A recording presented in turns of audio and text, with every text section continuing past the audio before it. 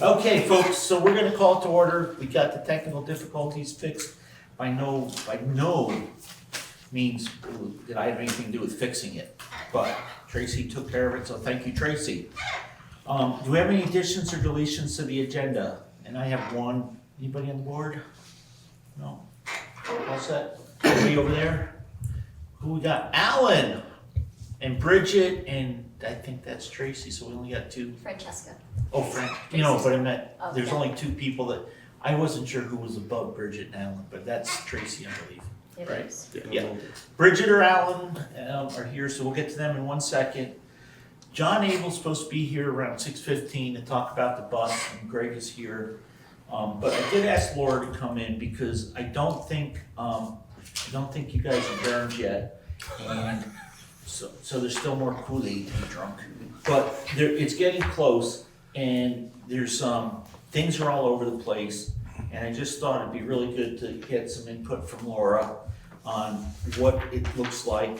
Are there gonna be SUs and SDs, and how are the study groups gonna go? Are they gonna put together study groups? And, how are we gonna have a say? Because really Wyndham Central kind of runs up the spine, and you could go both ways, and some people tend more to go one way, and Eastover a lot of those folks like to go to Brattleboro, some of the Westover folks like Twin Valley and Burton, and some people still go to Leland and Gray. So I was gonna give you a few minutes to just explain what you think, and I know we had talked at one time, and we were gonna try to have a quick meeting of all the parents and voters and folks because it looked like we were gonna get stuck in an area without any choice, but I guess that didn't happen, so I'm gonna shut up and let you kind of lead us down the path. Okay, so we have not adjourned yet. The negotiations are ongoing. There's a bill tomorrow on the floor of the Senate, H 955, which is largely similar to what passed from the House. Notably, the study committees for this district are different in the House and Senate versions. And so that was what caused me to give you a panicked call, and I think reach out to Kate to say, I really need to hear from the voters here, we're gonna have a problem. So let me just tell you where I think we are. This is very complex. Let me start with passing a bill requires math. If you haven't heard me say this, for those that will see this afterwards, let me just walk through it. You have to have majority votes. So in the House, there are 150 members, you need to have 76 votes. In the Senate, there are 30 members, you need to have 16 votes. And the governor has to agree, or you have to override him. There is no With a supermajority. overriding the governor in this instance. So, and on education, there almost never is anyway. So education divides like nothing else in terms of policy. People feel very strongly about it, and for different reasons. There are lots of factions related to education. And so what you are trying to do here is get transformative reform of governance and finance with, it's basically like making a cake, like how much of this do I add to get enough votes in the House? How much of this do I add to get enough votes in the Senate? And do I now have enough votes, and will the governor sign on? So these negotiations have been going on since January. Both in the committees, House and Senate leadership have been meeting with the governor every week on this issue. So it looks like the House proposal, governance proposal, is largely what will move forward. The detail, I will not be able to, none of this is for certain until it's passed. So the House proposal will put everyone, and Bob, please correct me if you know something different than what I'm saying. The House proposal will put everyone in CSAs. These are the organizations where you can get some sharing going on. And in both the House and Senate versions, this district is in the Vermont Learning Collaborative CISA, which already exists. It's the only CISA that exists in the state. It's Wyndham and Windsor a bit, I think. And so it's a model. So that CISA remains unchanged. In the House version, the House met. So there's CISAs, and then then everyone is assigned to a suggested study committee, where there will be facilitators. And the study committee's purpose is looking at consolidation of boards. Let's start with that, okay? Consolidation of boards is the first place. Okay, when we have when we have boards coming together and consolidating over a larger group of students, in theory, opportunities should improve for that group of students. They should be less disparate. This is what we saw with Act 46, or what the premise was for Act 46. The study committees in the House, and I don't have them exactly, so I'm not going to quote them. And they may change still. The study committees in the House, River Valleys was in with other Wyndham Central and Wyndham County districts. In the study committee map in the Senate, River Valleys and Stratton are in what I am calling Burtonville, because that's the only high school there. And the purpose of these study committees is regional high schools. And so the end. There are a number of hurdles that have to pass before we move to education finance, but we're moving those hurdles along. I believe the governor is moving away from mandated consolidation right out of the gate, but that we will likely see some sort of, if you don't consolidate boards in a year or year and a half, the state board or some other entity will then be able to consolidate. So that's where that is. There are many different things connected to this. There are how we do assessments, property assessments and appraisals. There are pilot funds. I mean, there are so many different things connected to all of this, but that is the big picture piece that I think is most relevant for you all. And I called Richard in a bit of a panic last week, because when I could see that the Senate was moving forward a different map, and this is pretty much, I think, the only place that this has been done is River Valleys. I said, okay, well, it is not clear to me that every child from now until forever wants to go to Burton. I feel like we have to have some sort of, we need to be talking about how to, John's here, how to hear from the voters. And I said to Richard, what I'm going to ask the voters in all of my towns is to really think about some sort of a non-binding referendum on the general election, which should be a pretty decent turnout in November. That would be really helpful to me.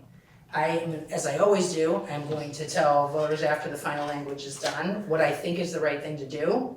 I'm going to say what it does, I'm going to say what I think is the right thing to do, and I'm going to say that I've made this request to the towns, and these are potentially historic changes that we're looking at, and I'm going to do what I think is the right thing, and the first thing that I think is the right thing is if I have something quantifiable from the voters in the towns. Absent something quantifiable, it's going to be challenging for me. These are potentially historic. They are historic. So that's at the end. Is there more that I should say? Yes. Okay, what should I say? Okay, you ready? Mhm. John, I'm sorry, we got started and you weren't here, so I skipped by you. If you can give us about 10 more minutes and then we'll get you up, please. Sure. Thank you, buddy.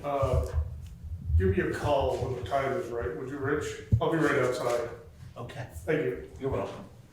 Okay, so I know the House proposal has this, it says, we've got a BOCES, I think it's the same terminology. Yeah. So I just wanna make sure it's pretty Yes. much the same exact BOCES we have now. Geographically. Cause it doesn't involve Brattleboro, does it, Bob? I thought it involved like us and going north. It's Wyndham Southwest, Southeast, Central, Northeast, Springfield, Two Rivers, which is Chester, Yeah.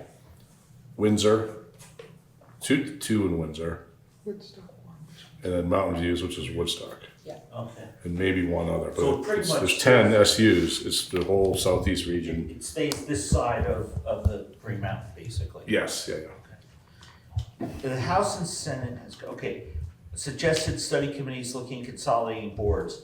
You know, my only thing, we've consolidated boards. I mean, basically River Valley's was consolidating a board. And, you know, and there was a lot of other ones. And on the state board, we've had a few come in and say, we want to dissolve what we did in Act 46. I haven't heard anybody else saying we want to consolidate more boards. And we're still, that was 10 years ago, and we still are in trouble. I mean, is consolidating boards really the answer? I think in the meeting in Brattleboro, there was some really great fingers pointed at problem children, being healthcare, salaries, benefits, special ed. I mean, there's nothing addressing those, and it seems like all we do is, let's get rid of some more board members, and I can really say that when Dover was pretty much its own, we didn't even do much with the SU, we had better education, less special ed expenditures, and our students performed better, and then you kept combining us and taking power away from the boards, giving it to administration, and it seems to have gone downhill. You said that we're going to, you know, the problem I think too is that we've had school choice for so long. You know, River Valley's is always felt, in both Dover and Wardsboro came from Wyndham Central, and I think it's been a great partnership, and I think we really work well with Wyndham Central, and I've said it, you know, it's 10 times I testified up in the state houses. I think Wyndham Central should be the model for the whole state, you know, on what we do. And it's funny, even when our people go to other SUs, they don't take any of the good stuff, like our, you know, our fee-for-service items, and it just seems like, you know, all we do is as we combine, we just give more power to the superintendent and the administration, and I think it gets further away from people and the students, and I haven't seen a lot of improvement, and that really scares me, especially because Dover has historically bounced around, and you know, when you were on the board, there was a time that if every high school student got on the 66 passenger school bus to go to Leland and Gray, it would have been way over full. And we were jumping through hoops trying to figure that out. It never happened because so many people drove. And then there was a while when the Brattleboro bus used to be 66 students going down there. And then Wilmington had a big group, and now Burton gets a big group. And I think that's been one of the things, is that it's very difficult living in a hill town. I mean, it snows, it was snowing 2 weekends ago in Stratton and Dover. And, you know, it's not an easy way to get anywhere. People in East Dover, a lot of them, you know, have ties to the Brattleboro High School. Some people in the upper part of East Dover have ties to, you know, Leland and Gray. A lot of people from West Dover have ties to Burton or Twin Valley, Wilmington. And it just seems like, you know, I'm a little concerned because my understanding was the House proposals had supervisory districts, which means you have no choice. And like you said earlier, you know, we're looking at either being in River Valley, which would restrict us. If we go Wyndham Central, Wyndham County, it probably restricts us to Leland and Gray, it sounds like. And if we go to Burton, it restricts us to Burton. And I don't think there would be consensus. I think it would be a pretty even break. I think, and it also depends what year it is and when this decision has to get made.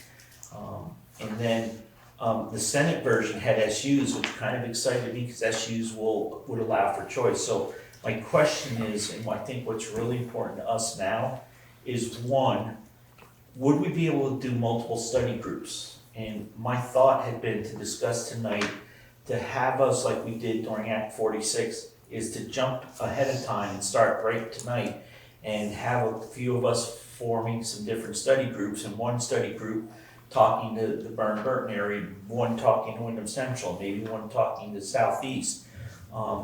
With my SU hat on, when I had a conversation with Bob recently, that, should Wyndham Central, Wyndham Southwest, and maybe Wyndham Northeast kind of talk, because that kind of takes that spine. It's not a huge population center. It excludes Brattleboro, but would that make a good choice? But that's not gonna make everybody happy. And then, so can we do different study groups? And is it gonna be, there's no more school choice? And we talked about it at our annual district meeting, and the legislature has really kind of taken away a lot of our school choice anyways, because of the percentage of getting public tuition versus, they put enough different markers on it where we used to have 30 schools that our students were going to, and now we're down. I think we have choices of, somebody told me at the annual meeting, 8? Is it? 18. I thought it was 17 on that list. Yeah, so 17 or 18, but at one time, we had people going to the grammar school and to We still do. Yeah, but I mean, eventually they're gonna not be able to take our kids because they're not gonna, their numbers are dropping and their percentages, and I think that's kind of what the legislature's looking to do. There's definitely nowhere near as many schools. You can't go out of state. We had a lot of students going down in Northfield, Mount Herman. So those are my questions and those are my concerns, but I definitely want to, no matter what happens, I think as a River Valley board, and I'm gonna propose it at Wyndham Central in a couple of weeks when we reorganize there, that I think we did pretty good with Act 46 because we jumped on it early. And it took us over a year just to get from looking into stuff and doing some studies and having meetings, monthly meetings with the Wyndham Central group to come up with some pairings. And then it took another year to year and a half to get those pairings together, and they changed. Originally we were having Marlboro with River Valleys. It wasn't called River Valleys then. So I think those are some things that I'm concerned about, and I just would really like to help you too, because I know you represent Jamaica, Stratton, Wardsboro, Dover, and those are 4 tuitioning towns that have been tuitioning towns, except Jamaica. Jamaica's not. Jamaica would like to be. I'm pretty angry. Stratton, Wardsboro, Dover have been, and Jamaica would love to be. Well, it seems like that. I really need like Again. a quantifiable. And yeah, but anyways, at least 3/4 of your towns and one of your bigger population towns. I don't know where Jamaica rates compared to Wardsboro and Stratton, but I think I would really love to spend from here through before the general election, have a kind of a feel for what options are, so we could have some public meetings with, at least with the River Valley folks, and maybe include Stratton, and if that would help you, if you go back to Montpelier in January, or if you don't decide to run away and go somewhere else and leave us. So those are my thoughts, and if you are okay with it, I'd like to just let anybody else in the board just, if they have any other comments. Or Can I jump on that? Well, yeah. It's okay, it's I okay. just Well, wanna I don't make wanna, sure- it's the same issue, I think, and I think, but maybe I can answer the question a little bit too. It's my understanding in the 955, they call the study groups, they're very careful what they call those groups. They're unified union or something like that, the name. So I had the same exact question as you, like, are these, because in the Senate it was SUs and STs, but in 955, they're careful not to label them in either way. So I asked that same exact question to the rural group people, and they said that those groups can determine if they would like to be an ST or an SU.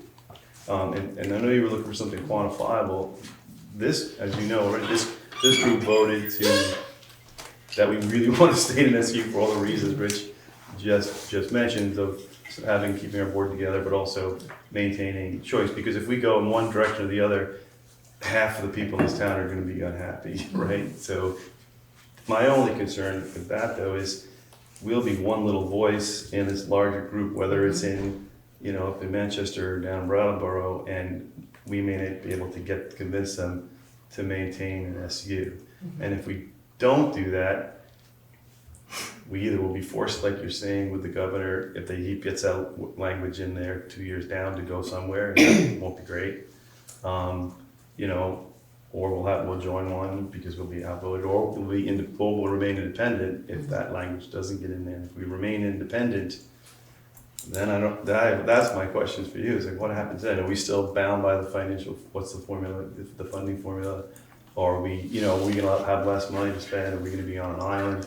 I guess that's my biggest fear if we can't find a place to join. If we, part of- hold on, I wanna just make sure, Yeah. excuse me, Mr. Chair, No, go may I just clarify that? Thank you. So the question was, if we remain independent, will we still be subjected to the What's it called? finance I changes? messed up on that. What's the Foundation. foundation formula? Thank you. Yes, Okay. that I know. Okay. I'm guessing Everybody's we gonna would be. subject. Everybody, and you only get 5% Yeah, but above then we that. would no longer be in an SU either. My other concerns, And we couldn't afford and we to. wouldn't have special education and also that kind of stuff. And we wouldn't We have the would still services. have to. Well, we would Because be that, part well, of an that's, SU. that's what she needs, that's That's what what- she needs to, Well, because Laura, the other thing where I think he's going is, you know, under Act 46 and almost everything said that your school didn't have to change structure. And that was one of the reasons why Marlboro didn't want to move over, because it was a different structure. They would have lost their 7th and 8th grade. Yeah. Now, are they gonna force change on structure, which if they take away school choice and say, you know, and I know part of the bill 955, because I had to write a letter to the House and Senate from that study group that we're part of, that I'm on for the state board. You know, there was a part in that said we were supposed to like cite 6 or 8 regional high schools throughout the state and do a study, and I wrote a letter saying there's no way we could do that by December. We haven't even decided districts, you know, or where these would be. So I think there was a lot of move even in the House bill to just, you know, have everybody funnel into a regional high school.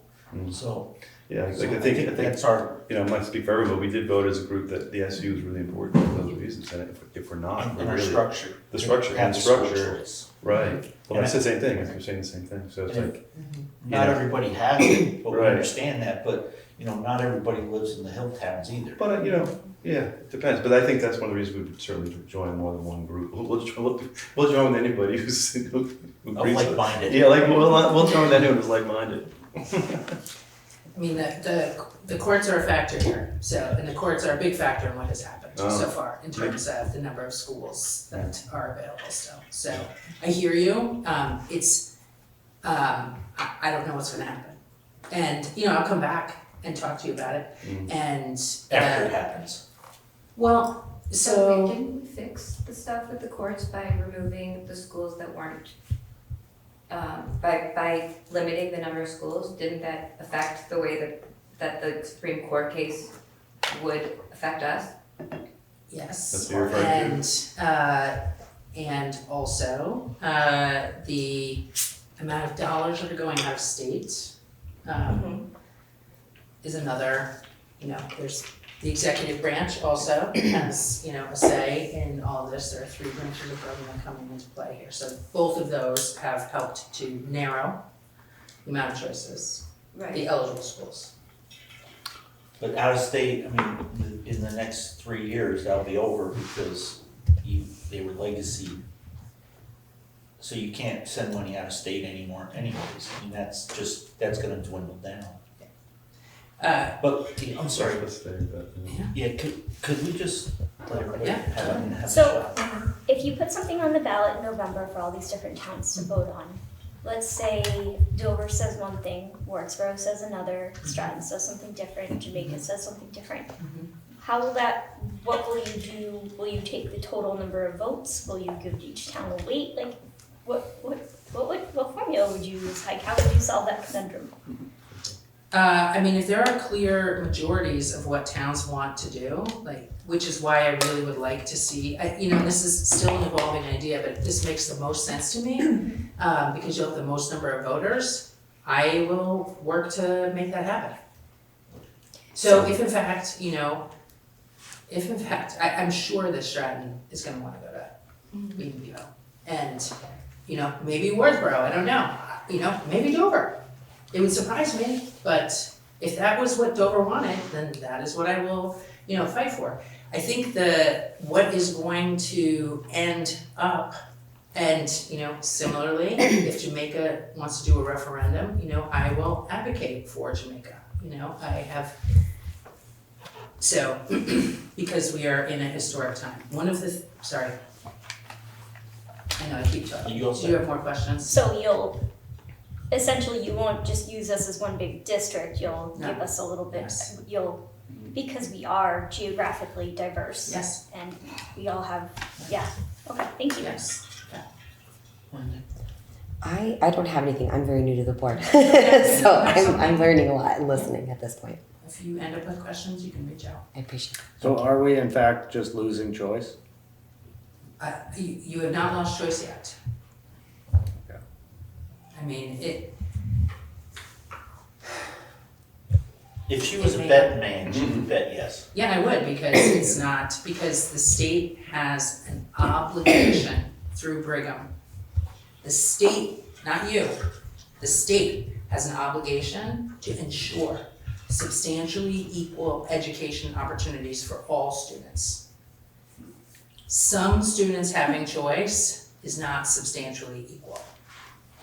So but it's been there, and it's gonna take a court case to change it, and, or law. Some students can go Yeah. to school in their hometown and others can't. Right. Yeah. I was It doesn't just gonna really say make- that. Yeah, like nothing's equal. It's already not. How is Some that- how is students that have a thing? learning It doesn't- challenges, some students don't, like, there's nothing equal But about Remember, education. Laura's just quoting, I know, I'm not. and it's not, she I'm didn't not trying write to Brigham, locate you. and Laura's been fighting Brigham as long as we have. Yeah. So, And there was something else I wanted to tell you about all of Meredith's this. gotta get her. Does she have another Do you have question? something? No, I just worry about Yes. many people leaving from this town. And not leaving, they wouldn't leave, they love this town, but they moved here Yeah. to be part of school choice. Yeah. And I don't feel like those people, I hear most of our representatives don't seem to be echoing that we want to keep school choice, and that worries me. Because, it's not it just seems like our voice is being lost in the whole conversation. We're a very small town, but it is a sacrifice to live here. And we love school choice, and I don't feel it, I don't hear it at the state level. So Meredith, a really interesting story is I grew up in Newfane, my wife grew up in Dover. And we got married, and we asked people for cash when we got married, so we wanted to buy a piece of land. And I'd had a house in Maine when I was working up in Maine, so we sold that and we went to our realtor who lived in Newfane, and we said, hey, we got X number of dollars, we want like some acreage, we want 10 or 20 acres. And, I wanna live in Newfane or Brookline, cause that was where I grew up, and my wife likes to live in Dover, cause that's where she grew up. And he looked at me and he said, you better buy in Dover. And I'm like, why? Because I'm thinking like, I thought you were my friend, And he said to me, because you'll pay a little bit more for the land, but your taxes will be much lower, and you'll make it up in a few years. And we're like, okay, so we actually bought in Dover, not because we had school choice, not that we cared, because she went to Brattleboro, I went to Leland Gray, we figured our kids would go wherever. And it was because of the fact that the taxes, when he did a proposal for us on if we built this size house and what he thought the value was a little bit more in Dover, but the taxes were less, so it equaled out. And that was my argument during Brigham, that we chose to live here. There's nothing in the rules that say everybody who's living in a high tax town can't move to Dover, but that was not a good thing to say. And, so it's the same thing. The only reason I'm saying this is because we made that argument with Act 60, we can make that argument now, but we're a minority and the majority doesn't care. The majority is jealous that we have school choice and they're gonna do everything to take it away. I really believe that. And I know Laura and I disagree on that a little bit, but I really feel that way. By being a minority, Act 60, if Act 60 affected the number of people, which we said it would, and it took 5 or 6 years, it never would have happened, but eventually it did, and, you know, there's a lot of jealousy. We do have a really good system, and I really think that we can fight all we want, but the majority is against us. And I feel bad, you know, it's not gonna affect me, because I'm not gonna have any more kids, I hope, and I'm not gonna probably have any grandchildren in the area. But it really, I feel bad for a lot of the people that, you know, when you could take lose your, half our town. when you can, but we were also said, Honestly. we also said that during Act 60, and we didn't, so again, I don't. I've just heard from our, You for the have a people- very small group that you talk to though too. You have the I've parents heard that are of the here parents that in Dover, now, that are here now. yeah. Yeah, I'm just saying, I'm telling you, Those are the I'm people just that live trying to here, be though. honest with you that it's, they don't care.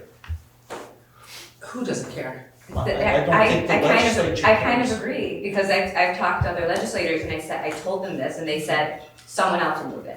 Mhm. And that is a horrible thing to say, Mhm. because these are the people that they were elected by. Mhm. And the reason they were elected was to fight for what we wanted, Mhm. and we're not being, our voices are just not, I don't hear it. But remember, our senators are elected by the whole county, and Yes, so the only real representation we have is Laura. Mhm. I mean, everybody in Dover and Wardsboro could come out and vote for somebody, and 5% of Brattleboro shows up and they more than wipe out our votes. That's what I worry about with these, being in these larger groups. Don't worry, I guarantee it's gonna happen. Yeah, you know, and it's maintaining what we have in these larger groups can be difficult. We'll have a voice, you know, but if they have. Just like we have now, and what good has it done Yeah, us? yeah, and not just in the formation, but in the actual government, we'll have one real small, you know. I agree. This is why I'm saying we should have referendums. And this is why she's also And saying also, it's this is historic. why I'm here and suggesting this, Yeah. because I do understand that this is important to the board and to a lot of people in the town. And I we don't know do if it's too appreciate late. you coming in here. Yeah, very much so, and, yeah. I'm sorry. Well, I promised Laura, she's I gonna know. go back up to most peculiar tomorrow too. yeah. So, Well, what a week's gonna. I was just gonna say, to think about the complexity of this, if you think of the four main high schools around us, including BBA, the division is all over the place with where your students go. I mean, there is no single answer. I think that's part of the challenge. Dover residents, half of the high school kids are at BBA, but not far behind it is Brattleboro. With Twin Valley, a couple. In Wardsboro, a little slightly more than half are at BBA, and Leland and Gray's in second place. Not super far behind it either. So it's like you're kind of each town has two places that they're focusing in different directions. With Twin Valley kind of catching some as well. and I know there's a lot of parents that if we don't have Brattleboro as a choice, they're gonna leave. Well, yeah, that's it. So there's only Yeah, one. it's- So that's wanted to add that because that's what makes it tough, is that there isn't one thing. I guess if the bill is shut down, then we maintain choice. But if Yes. the bill is shot down, it's only gonna be shot down temporarily, because then there'll be a new group of legislators in. and I also worry that we're gonna do this whole thing, and it's not gonna address the issue, which is high taxes, which is what it seems like it all started with. And Thank you. then we're gonna end up in a worse place with less choice, and it's gonna be more expensive. And it just seems unfair that that's not part of the conversation. So- It's not. It is. It is, and, you know, we've identified a number of the cost drivers, so health insurance, staffing, those are not going to reduce themselves. You know, I mean, there's some sense that if you have larger groupings, you will have less personnel. You know, this is what we're looking at for, student pupil ratios that is frequently put out there as, so that's one way that the governor believes we will drive down. Does he need proof, anything to like back that up, really? Or is it just like a belief, like it's just like, I haven't seen anything. Yeah, I mean, healthcare, Healthcare is a huge problem. yes, and we created a problem over, you know, probably 15, 20 years ago in our pursuit of universal healthcare on our own as a small state, which was overly dependent on the federal government. And we are at the point of we're gonna have to pay more in for people to keep healthcare, or people are going to start losing healthcare. The system is not sustainable.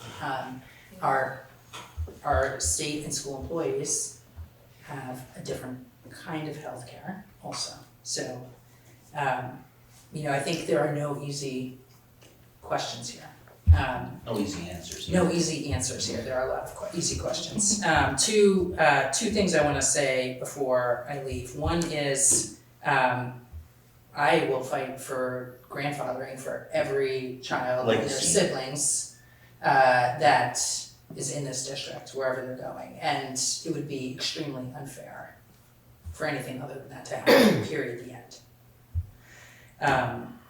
Also, these deserts that are forming here is really upsetting. I have been trying to pick up attention on this outside of the legislature, outside of the school board. Can we have a larger conversation as Windham County? But we've done it unintentionally. We have created a public elementary school desert on the western side of Windham County. And we would not design the system that we have now. And there are a lot of smart people on a lot of boards here that, could design a better system. And I don't know what's gonna happen with Joyce. I don't know. But that's what we wanna do too, is we wanna be able to have conversations with a lot of different people. Yeah. So, and I think, again, who knows, and, When the bill is done, I would like to come back. Maybe we can get Senator Hashim to come back and just walk through every aspect of it. It would be great to have it happen actually, probably at the supervisory union level and be broadcast or recorded so that as many people as possible could see it. get done this week and we can do it next week.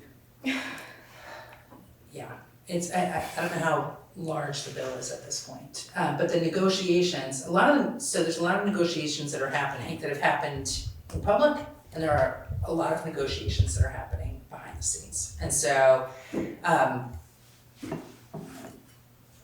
we'll see what happens, what the bill is, we'll look at the bill, we'll assess, where does that leave us? Do we have problems? Do we have need to go to our voters to say, are we getting put into a historic box here? One of the things, I'm not sure what kind of follow through accountability there is. I just worry that it seems like everyone's pushing this direction and there was no discussion about the other, maybe there's a little bit, What but is the other direction? all the other stuff that's going on, there doesn't seem like there's a lot of evidence that this is gonna lower taxes. And it seems like it was just pushed in this direction because the governor wanted it, and he wanted this extreme change that didn't have proof that it was going to do the things that he wanted it to do. And now we're here and everyone's like, well, we went this far, so we just gotta finish it now, and no one's gonna like it, but we're gonna finish it. That's how it feels. Okay, On our side. heard. And Nothing is ever final, Right. so. And Notter said that, he said the only place consolidation worked was in Philadelphia because they had 400,000 students, what was that? 400,000 students, and it was it's one city, and it made sense, and we had this discussion when Peter Shumlin was our governor, oh, there's bigger school districts in New York City than there is in all of Vermont. Well, then, great, Peter, so maybe you shouldn't be governor, and maybe you should only be mayor like they have in New York City too. Why do we need a whole state government if we're that small? And Vermont is a unique place. Yeah. I don't believe a lot of people move to Vermont to live in the big cities, because you can live in cities anywhere. You move to Vermont to live in the country, and it's really kind of frustrating that the people in the country get outvoted by the people in the city. We have no say. I wouldn't say you have no say. Well, That's how it feels. again, I still don't know where it is. Still thought you had it, but go back to that 1961, article in the predecessor of Vermont Life. The guy predicted this. I thought it was Nostradamus there I was reading. So, So one of the most important things that we can do at this point in the game for the people in our world is show up in November and like say whatever the referendum is, like state, like put our opinion in the vote. Like, is that what we have for our current action path? It might be, it might be, I think we have to see what happens with the legislation, see what it means, see what the obligation is, see what the sticks are. The sticks are what's coming, that is not really clear right now. See And if what we. the carrots are too, should be some carrots. Maybe, maybe, I think we're gonna get paid facilitators this time, which is different. We're gonna have we're gonna have a direction on where they I don't want envy us that. to go. Right, no, I Are bet they you are. gonna be paid by the AOE? Like, is that Well, the who's state. gonna They should get So, yes, yes. You know, I remember very much, and I've said this to Richard before, and I don't know how many of you, I don't know if you were there, Kate, or not, and I don't know if you might have been there on the first, in Dover with Act 46, the first meeting, and I remember people were so upset and anxious and concerned, and Rich said, you know, we're gonna be okay, we're gonna work through this together, don't be afraid. Yeah. And, you know, I am saying to you, I'm gonna be back. You know, I am gonna encourage us to make sure that we have quantifiable measures if we are getting backed into a corner. If we are getting backed into a corner, which we might, which is why I called Richard and said, I'm a little nervous here, and maybe we won't, which is different. But what, Yeah, I think November's too late, Kate. I think, you know, there's a tight timeline and. we need to start tonight. Yeah, we're gonna have to start either like today, Yeah. just to prepare ourselves if this goes through. The timeline is tight. I mean, I don't know how it gets done. I know we'll work together, and it's a lot of stress on the districts. Not to mention that it's like careful what you wish for. No one wants to force merger, but now we've got to do all the work in addition to the work we're already doing. And Yeah. not just us, everyone in the state, obviously. But you know, it's like that's gonna be tight, and you know, I think we already know based on you know people voting that people that are strong out for choice here. We know we want to be in an SU because it maintains that, and without those, we're gonna have to work hard within whatever structure's given us. Well, I think our first thing we really need to do is at least for River Valleys and hopefully for Wyndham Central, if we can do it. But my thought, again, Laura, is we're gonna start right tonight, we're gonna get a group together, and we're gonna try to get public meetings. We want not just parents, we want community members, grandparents, taxpayers, you know, staff, and we wanna get everybody together, and we wanna start letting, just like we did with Act 46, you know, Well, put me on the list, please. yeah, and we want people, you know, we wanna start getting input from people now, because I really agree with him, November's too late. And again, I've always felt that you've been a very good friend of ours. I've felt that we've never had a senator that represented the town of Dover, and I don't know how Wardsboro feels, but again, I think Nodder's done a great job, I was very impressed with him. And I really hope that he could be somebody who's positive for us. But, you know, maybe there'll be a person from the valley that comes out. Maybe the thing is, we gotta support a different senator, you know? So I really think November's too late, and I wanna start now because we started Act 46 even before Act 46 had passed. We started that in March, and we To be started. clear, I'm meeting not April suggesting 1st. that you wait until November to start working. Yeah. I'm saying, I think it's smart to be working on this now. What I am saying is, if this legislation comes out and our back is being put into the wall, that I think it would behoove us to have referendums on the November ballots in all of the towns. Language to be identified, but that is also powerful. It gives people something to say, like quantifiably. And I think we need to talk with Stratton, we need to talk to Jamaica, we need to talk to some of the other Yeah. Wyndham Central schools. I think Wyndham Central needs to do the same thing to look out for the majority of Wyndham Central.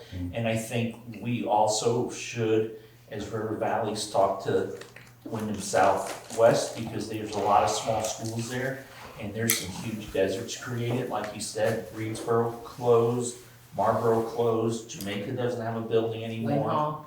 Wynn Hall Wyndham, closed years ago, Wynn Hall And, years you ago. know, you've got the Wyndham. Wardsboro, and, you know, some people are still giving me a hard time about why didn't we do more consolidating this year? And because I just, you know, it didn't make sense to try to consolidate more, because if we consolidate now, we'll never go back. So we needed to keep what we had, because it gives us more options. But again, you know, if they do a foundation formula, we're not gonna be able to run one school, maybe, I doubt even two. Yeah, no, we couldn't run one even if we doubled our student So population. the foundation formula will be a weighted foundation formula. Yeah, but you know, we fought hard for the weights we got, they're fighting back. Yes, there's a plan to put back in place the small schools grant, which will be over my dead body. Which because didn't those things work are incredibly for 20 years affordable. back, 1668, but hey, let's try it again, because you know. And let's combine all these boards, because look how much money you saved with Act 46. And I know you fight hard for us, and I do appreciate it. I mean, healthcare is out of control. Healthcare is out of control, student population is declining across the state. So this expense is going up, students are going down, you know, buildings are in decline. The state has abdicated its responsibility there for what, 2 decades? Since Act 60. So, you know, that cost is huge as well. No, it's not 3 decades. The Dover dish was one of the last ones, with Act 60 came in, there was a freeze. Because I don't think Brattleboro got any money. I think they did. I think they might have Well, been the I think last they ones. did for the career The, center. yeah. Oh, well, you would know actually, you're on this thing, but I don't think it's 30 years. I'll have to look. I think the moratorium was 20 years ago. Might have been 25. Seems like it was yesterday. So, I mean, the situation is not, it's untenable. And again, the Brigham decision puts the responsibility at the state level for ensuring equity. But again, maybe the Brigham decision needs to be challenged, Well, because I think it was a flawed decision to begin Well, with. you know, people, injured parties could do that. Right. But, you know, as long as you have Supreme legislators on the Supreme Court, you're never gonna get anywhere. Yeah. It's, I have faith in our institutions, that they reflect our people generally over time, so. And reflecting the people right now is Burlington, Brattleboro, Rutland, all the big cities. And yes, and they don't like our little school districts, and they wanna have regional high schools in their towns, because it promotes their economy. And we're just, I get very angry about that. I Yeah. don't wanna live in a I city. mean, this has really been driven extremely largely by the governor. And the property tax issue. So, of which there is consensus across that there, I think we have got to, address property taxes. And there are so many things that have happened and that are impacting, and I would agree with you, I don't know that we're tackling those things. Or not. Certainly leaving the Agency of Education vacant of a secretary for a year was not helpful, in terms of tackling any of those things. However, this is where we are. And it feels like they're putting you guys out as just, like, the school boards and the legislature as just the enemy. It just seems like that's coming from the administration every day, like you guys aren't doing your job, and it feels like you're being forced into this. You know, I think when we have to make really, really difficult decisions, it's important to have strong leadership with understandable and compelling visions and a lot of support for that understandable and compelling vision. Might be missing right now. I don't know, but that's what I think is really important when we're in really difficult times, so. Okay, we're almost 7 o'clock, and I do wanna call It's this. a whole hour. So Please, yeah. Well, in 2 weeks, hopefully, you know, the 1st of June, I don't remember what the date is, it's on the agenda. June June 1st. 1st. Hopefully you guys will be done with the Kool-Aid party. And, Richard, the Kool-Aid jokes are not funny at this time of year at all. I know. Okay. but they are for me. Yeah, well, you can use them the rest of the year. And so let's hopefully, if legislature's adjourned, let's hopefully we can get together. And we'll be in Wardsboro, and it would be good, because then maybe some people from Wardsboro want to come. Wayne, but I think we're gonna discuss it tonight. I do think I wanna see if we can have, if we can maybe reach out to some of our surrounding towns in your district and come together and maybe have some meetings, and we'll definitely keep you informed on that. Yeah, I mean, if it's Wyndham Central, great. I mean, if it's my district, I would love to No, we actually will, maybe yeah. organize that. Okay. I've Well, we had can work conversations with Jamaica. Because we're half of your, right, we're about half your district, Wardsboro, Dover. 2/3, I don't know what the population is. It's pretty big. Okay, Okay, great. thank you so much, Laura, we really Thank you. appreciate I it. will Thank be you. back. Thank you. Drive Hang in there, safely. don't worry, Good luck. Don't worry. Thank you. Okay, is John all set? Yeah, you do. He left? Yeah, He's all set, he took that. yeah, we, Okay, he what, gave me the then information that he let's- had. if you're okay, let's hold off on that when you get public and staff. Absolutely. I think I only got Alan and who's, That's me. oh, you Meredith. So I got Alan and Bridget, we had somebody else earlier, didn't we? It was Renee. She's popped off and will come back on when we're ready to talk about the report cards. Okay, thank you. If you want to let her know whenever she comes in, we'll jump to her. We've only got a couple public. So, Alan, do you have anything for public, sir? Yeah, just I wanted to sort of give a heads up that I was here to listen to an explanation of the grading system that we discussed at the last meeting. Okay, so we'll try to get that up here in a minute, sir. Okay, thanks. You're welcome. Bridget, you have anything? No, I don't, thank you. Okay, thank you, Bridget. Bridget, I guess I saw that we're doing a 6th grade teacher, so you either got demoted or you leaving us? I am. Okay, well, we're sorry to see you go. Thank you for all that you've done for us. Thank you. You're welcome. So I guess that jumps us to old business, school bus update, so that'd be you. Yes, sir. Yeah, so I spoke with Anderson Motors today. They are having a very hard time finding anybody up here that's willing to do the recall work. We have a couple of leads. There's a place in Albany and then a place in Bellows Falls that he thinks might do it. But DJs has said no thanks, and everyone within range has said no thanks to doing the recall work. I don't think anyone wants to put that on their head. What was the recall again? What was it called? The battery terminals that are coming loose. Okay. So Which they is have like these, important. kind of, they have these bolts, Well, basically they're anyway. putting on and then you torque them down and there's like a sticker that's on there. I saw the whole thing. It doesn't look like it's super crazy, but I think it's just the liability piece that like nobody really wants If to the bus carry. burns up, whether it's your fault or not, you Yeah, get blamed. Exactly, and so I think that, you know, some of our smaller Mm. groups around here are like, thanks, but no thanks. And so, You know, we really need to talk to our federal legislator who helped us get this grant and tell them that, you know, we're really upset because we went out, we felt like we're being a guinea pig for this. And they need to, this company that we bought it from needs to take care of this. yes. We can't use this bus and we're really angry. This is a windmill 2.0. Yeah. My email today to them was, I mean, is my next step to either contact Bluebird directly or seek legal action because this has been months now. Yeah.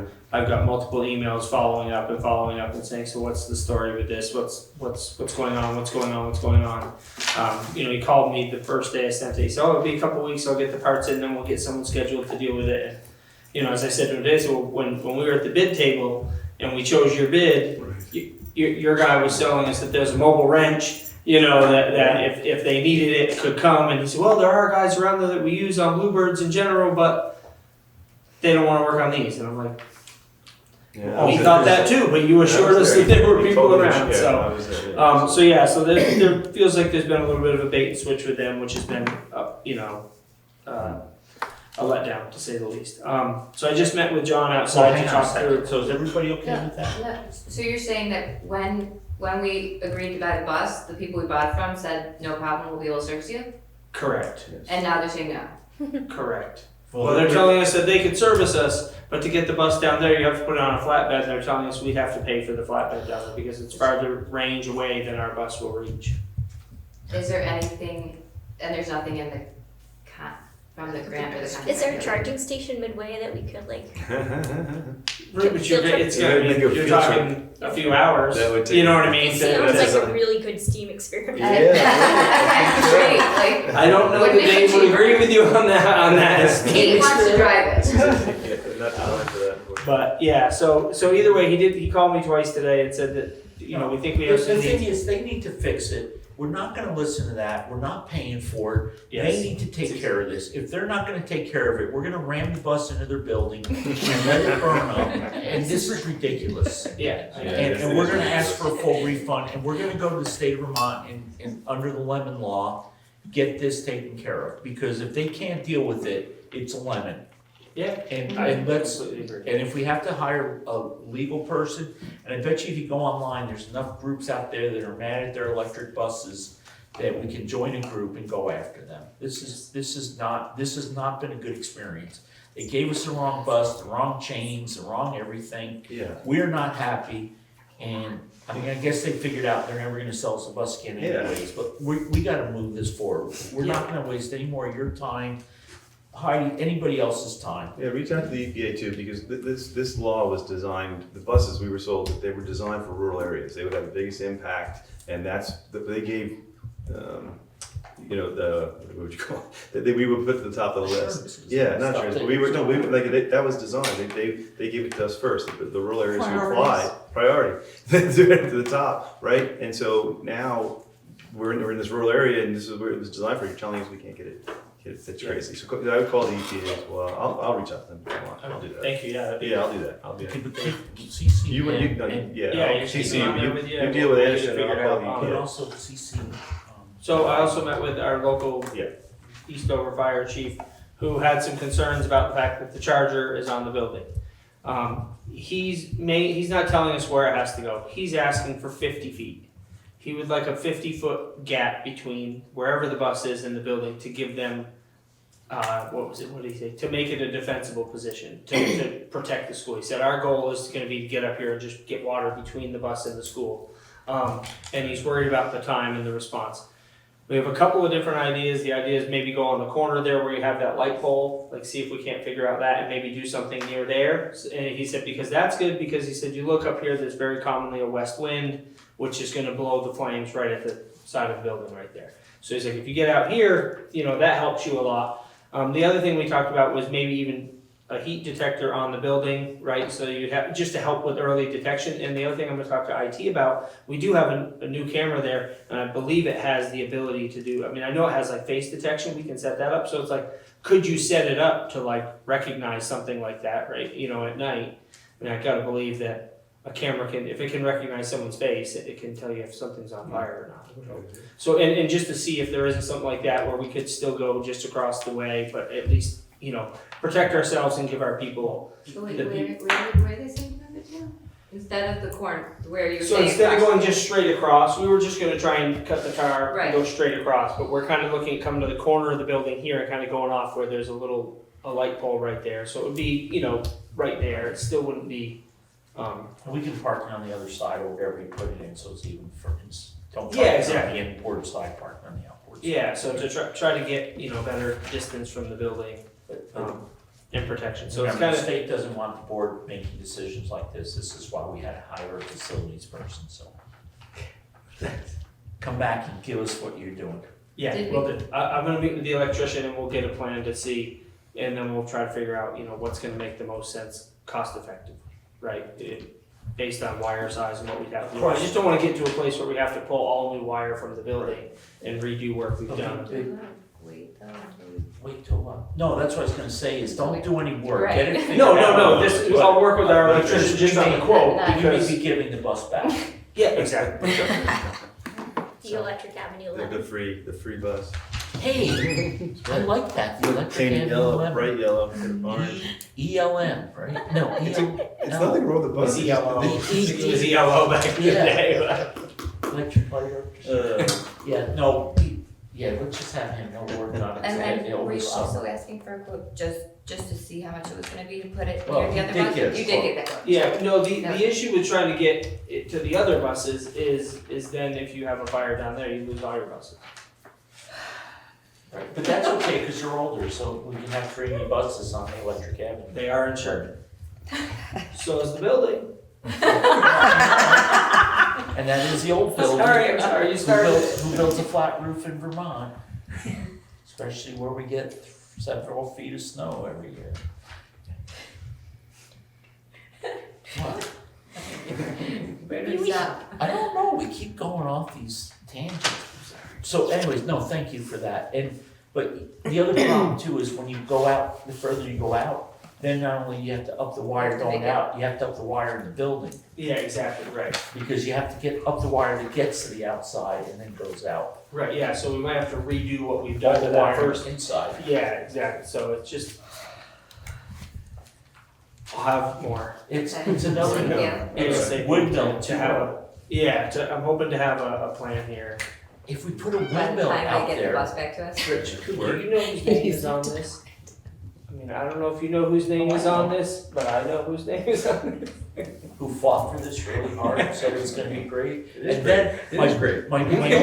my only ally on the board left me because of it. It's great. That's It's totally like that. $150,000. He is. Lindsay, you're gonna be my ally, okay? I'm with you on this one, Rich. Okay, wow, I got 2 Oh, now. I'm not You even could've sure always- that, I don't even know what I'm allying towards at this point. I'd be really careful with this All right, allyship, swinging guys. brownies. Yeah. I'm bringing brownies I next mean- week. Okay. Stay independent. All I know is I don't want the bus to blow up. They don't blow up, they burn up. They burn, I don't want And they that. don't go out. My Okay, kids is are everybody scared of good? bus. I don't want Is that. everybody okay? Yeah. Great, I appreciate you coming up, I really Thanks, appreciate you going out and meeting with John. I really appreciate you keeping Dwight under control, because if we had it this way, we'd have 4 more of them. Yeah. So we'd have a backup for each one. Wow, he's ruthless tonight. Dwight and I are good friends. I know. I would Just just disagree. It was Like- designed as a backup. I didn't mean Yeah, to that's start that, I was just longer. kidding, you know what I mean? Okay. Do you have anything else while you're here, or?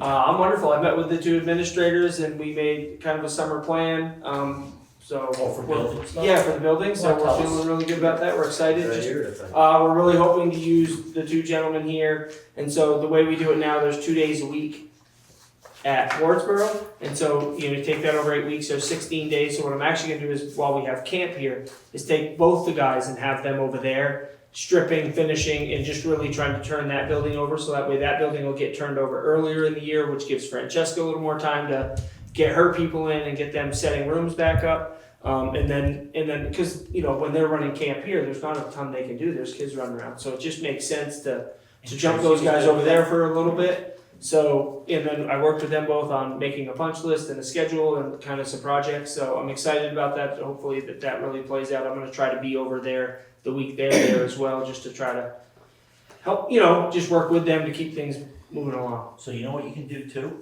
Yes, sir. Is you can let them take the bus from here to drive over there. And that will exercise the buses. So maybe that Electric Avenue bus will burn up somewhere in Stratton. In between, Yeah, as long as it's not one of our towns. see what I can do.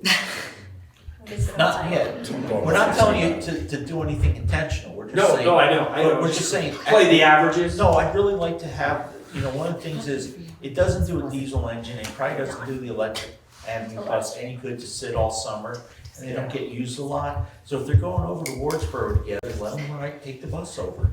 Okay. Because if Well, you're we not talked about transporting having them kids. start and end their day there, so there wouldn't be mileage either, it would just be your starting there.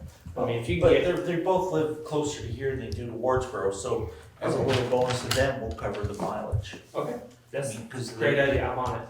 I mean, it's only fair, they were hired to work here, I know they go over there, but, Yeah, and again, I'd really like to see the bus get some mileage. And what about our car? What happens to our Subaru in the summer Your Subaru, It's food. as well? It's a food car. it's the food service car, Yeah, yeah, but does it get used in the summer? How about that guy? not usually. Why don't we have that over here and they can take that too, and then we can keep everything exercised? What's that? Food, No, what? That's a no-no.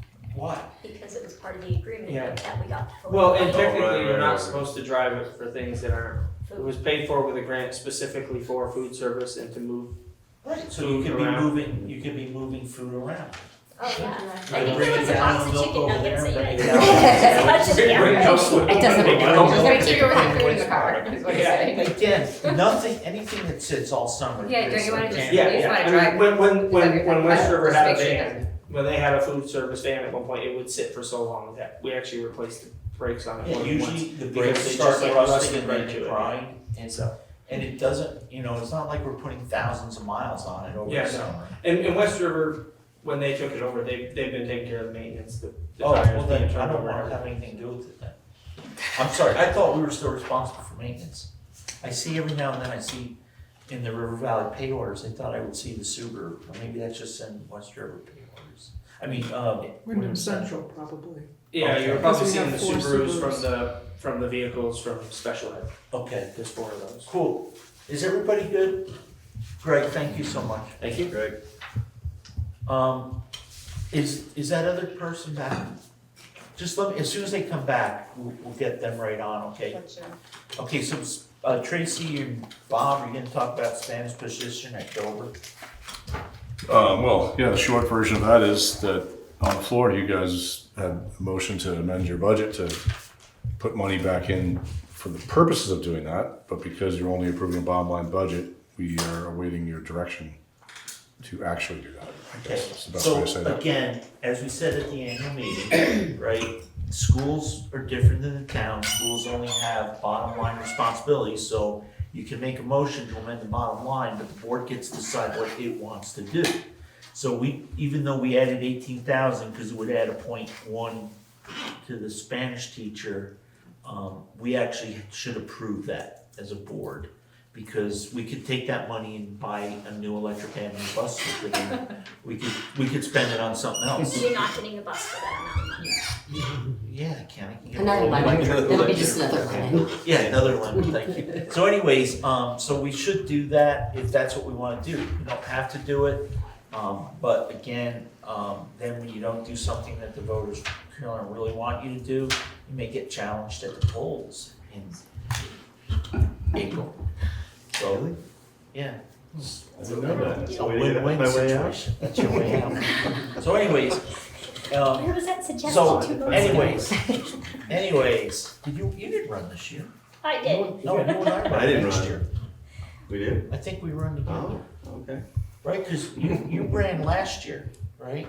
Yeah. Yeah, so Yeah. and it was Kate, so it's you and I Yeah. run together, and then there'll be Meredith and Kate, and then it'll be those two. Yeah, it'll go like Lindsay and I that. were both this year. Yeah. Yeah, so you two will be in 3 years. All right, all right. So, and voters have long memories, so. They do. So would somebody like to make a motion to, direct Bob and Tracy to increase Spanish in the Dover building? So moved. Is there a second to that? Second. Thank you. Is there any discussion? Bob and Tracy, are you good with that? Okay. No discussion. If Meredith's ready to count the votes, because I think it's gonna be a tight one. All those in favor say aye. Aye. Appears to be a unanimous decision in the affirmative. It's so nice when we're all together too. I can hear all the ayes. Renee is back if you Yep, want to I move am, to- because that's really good, because I think, we had a thing, and I think it's under new business, but if it's okay with the board, No, it's okay. Just right, it's the next one. No, she's Oh, not here for I she's see. gonna start. She's here for, report cards are down there, so if nobody has any, and there's I've information. run, I've actually run a meeting once or twice. So we're gonna, if nobody objects, we're gonna run down to report cards for SU, because I think Meredith, this was a request you made when we were in Wardsboro, when no staff was there. And there was a question on report cards, and I see we have, Renee Merluzzi is our curriculum director. She's on the last page of your packet. You should have this one pager that she developed to help explain it, and she can explain it. Oh, Hello. hey Renee, how are you? Thank you for joining us. Good, how are you? We're good. So we have a big packet from you on report cards, huh? Understanding standards-based grading. I would have liked this when I was in school. My mom would have been happier with me. Bob asked me to put together kind of a parent-friendly one pager to go out to and come to the school board and kind of explain it. And so the sheet explains the standards-based grading. I feel like rather than read it to you, because you all can read, something I wanted to, there was just other things that I wanted to talk about, maybe like how it was developed, the report card, and how we come to those decisions as well. And then any questions you might have, I can answer. So basically, yeah, we've heard of the Common Core state standards. Those were developed nationally. Vermont adopted those, and it's kind of up to, well, the state doesn't really decide how and what is exactly reported on or which standards. There's a lot of standards, so rather than put all of them for grading and reporting on a report card, especially an elementary report card, we developed a report card that it was with a teacher group over the course of a sort of like a focus group process over the course of a year with Jen McCusick when she was the director of curriculum. And that group was a bunch of teachers, and Jen sort of figuring out what they wanted it to look like. And then they decided on some priority standards, like what are the biggest things that we want our students to know out of all of these standards, and what do we actually want the parents to see that the students are making progress on. So we tried to figure out what was the biggest priority for those. We use our curriculum assessments, benchmark assessments, teacher feedback, intervention progress to determine like the numbers of 1, 2, 3, 4. So 1 is not meeting the standard, 2 means they're approaching the standard, 3 means that they've met the standard, and 4 would be exceeding. So instead of A, B, C, D, it's really more of a range within those numbers as well. So it's kind of like a spectrum. We have the standards-based assessment grading key, which I want to highlight just the work that Dover did with that. So teachers and Tracy got together talking about what does an actual 1 look like, what does an actual 2 look like for this standard, and trying to create like some consistency across the grading and across the teachers.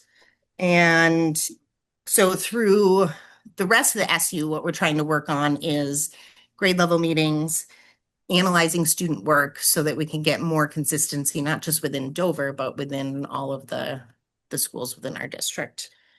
And this 1-pager I'm including on the Super News that goes out every month so that we can get it out to the rest of the community as well.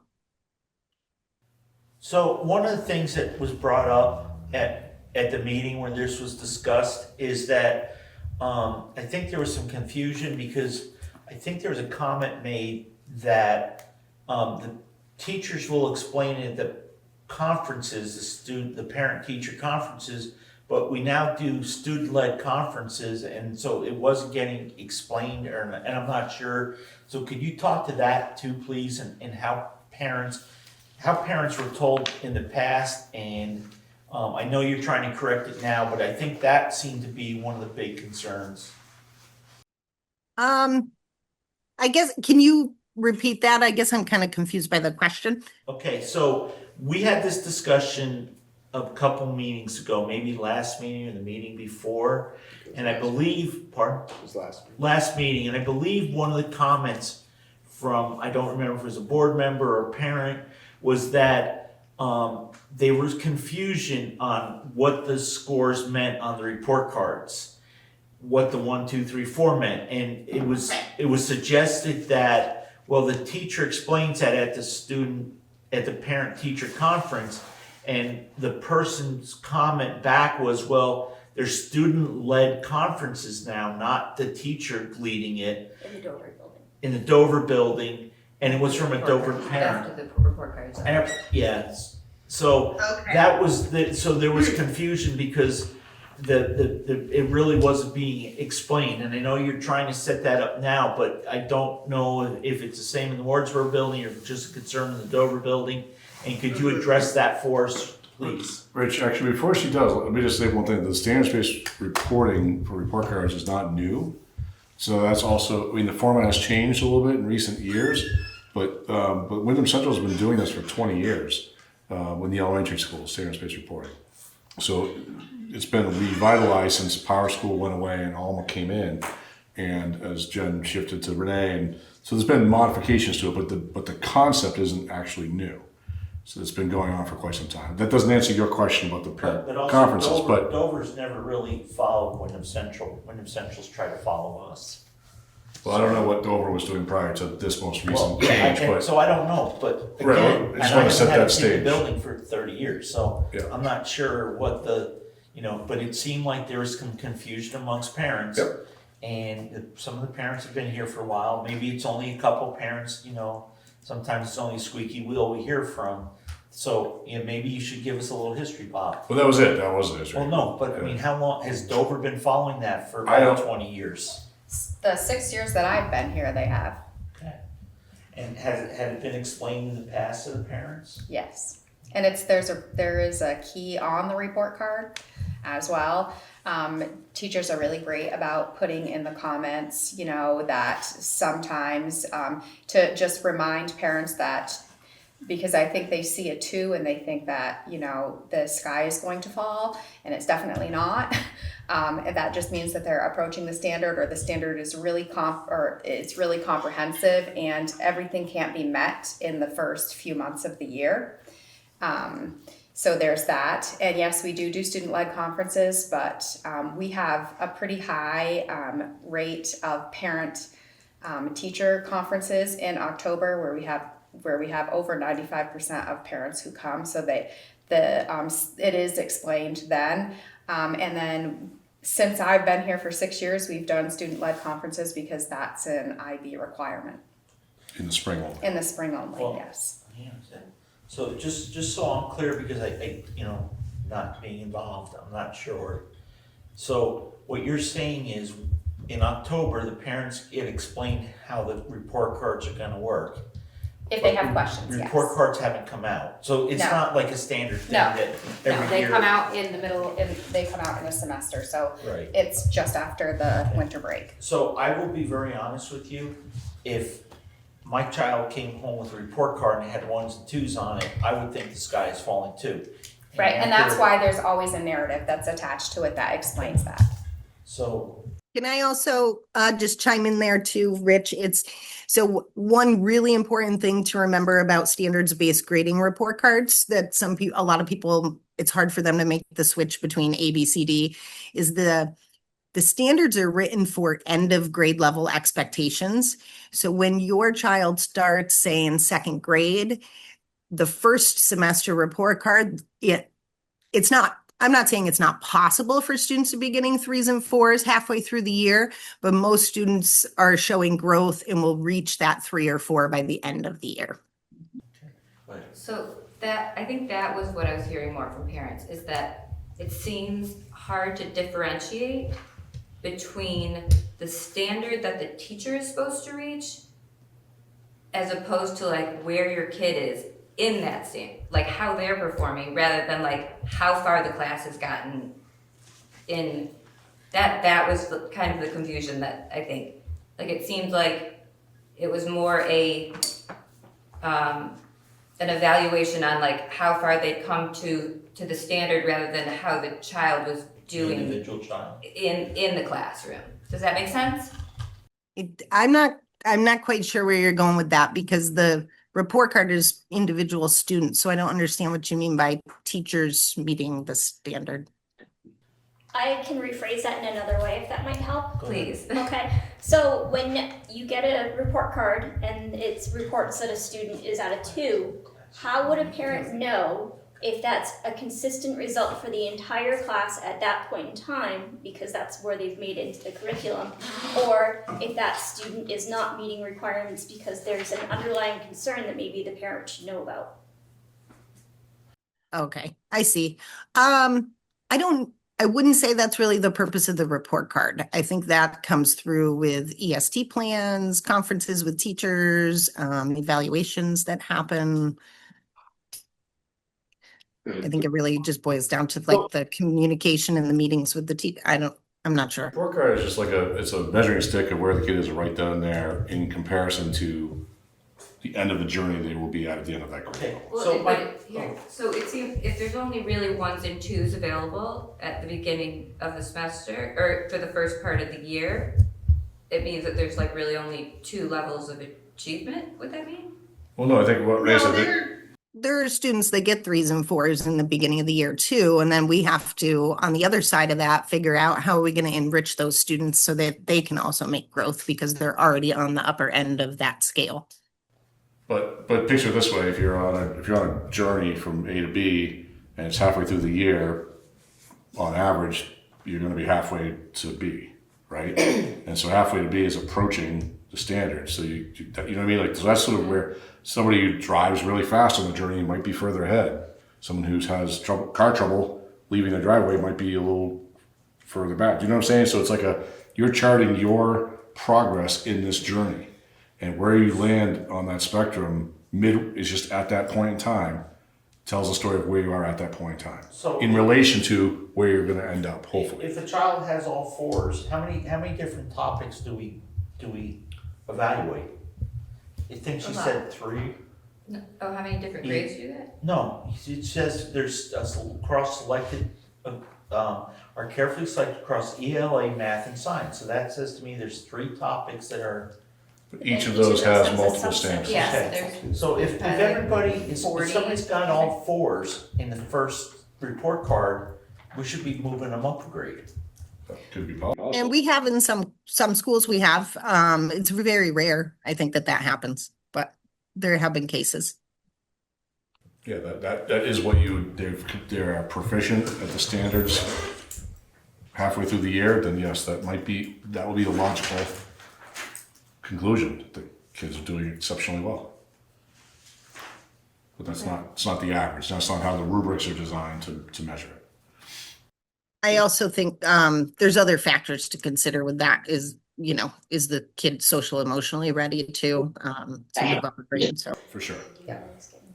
And I think, and the other piece that maybe is what was being alluded to earlier, if there are elements of the curriculum that are spaced and spanned throughout the year so that it might be impossible to be proficient in something that has yet to be introduced. Right. So that, again, is part of that progression of the content as well. And there were some blanks on it as well. Right. And You that's might what see I that. assumed Yep. was, oh, they haven't even touched Haven't this done it yet. yet. Yep, you got it. So, may I? Yes, please. So it sounds like if the parent is concerned or wanting more explanation beyond just these numbers, it's their responsibility then to go to the teacher and say, hey, can you explain this to me further beyond whatever was on this and help me understand if there's something I need to be concerned about, something we need to be adding onto at home or discussing further. Yeah, that's Is fair. that correct?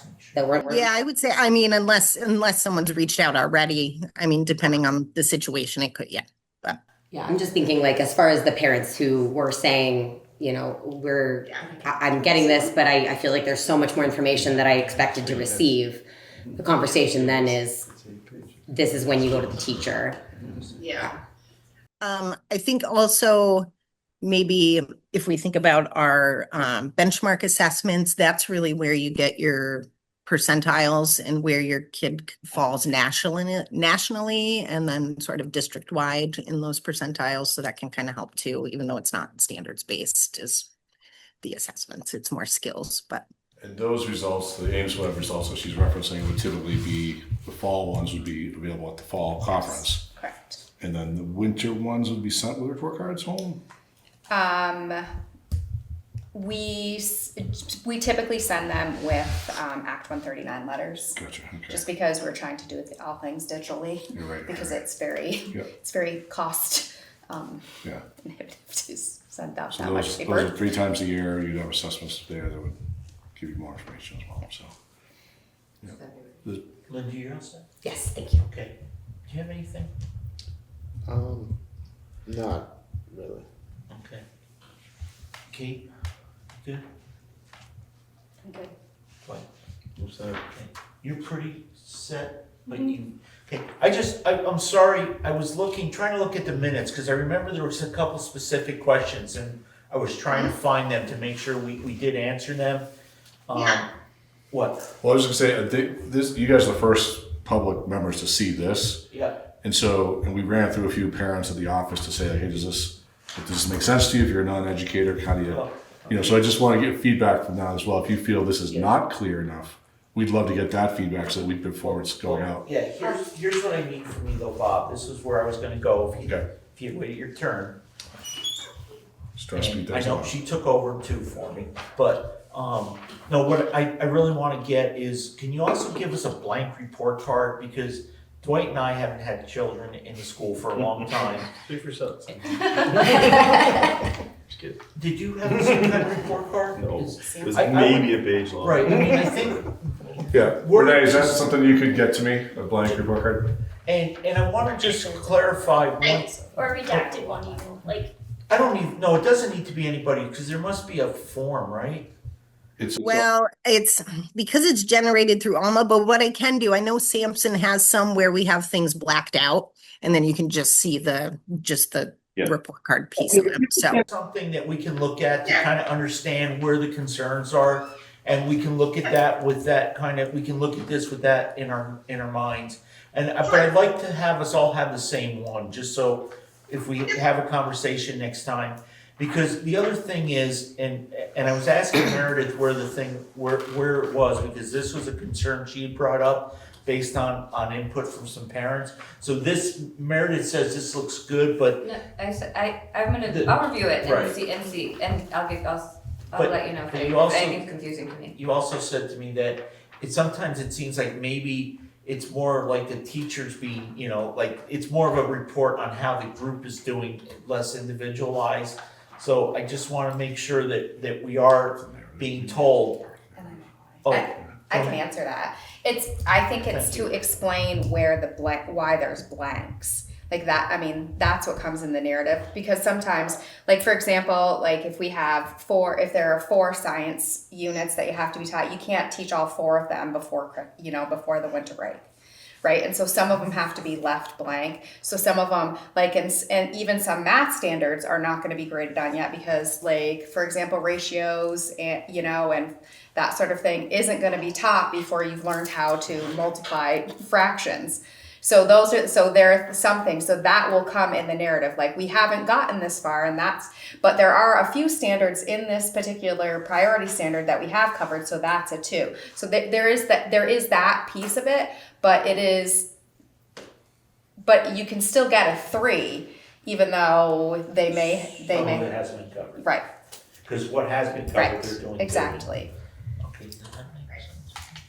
I'll look yeah, through it. please get, And if we might can have, I get. might have additional questions, but not No, I right now. think we should, well, Yeah. so yeah, if we can just get a blank card that we can, so we're all looking at the same thing, or a deleted, or not deleted, but, thank you, that word too. And I think then we can look at it with this too, and then, so if we have other questions, we'll bring it up at the next meeting, and then Bob, I think, when does the next report card go out? It must be. End of the year. So, maybe if we can get this finalized before the end of the year, then it'll make sense to people, and then maybe at the beginning of the year, it could be a standard thing that goes to new parents. Does that make sense to everybody?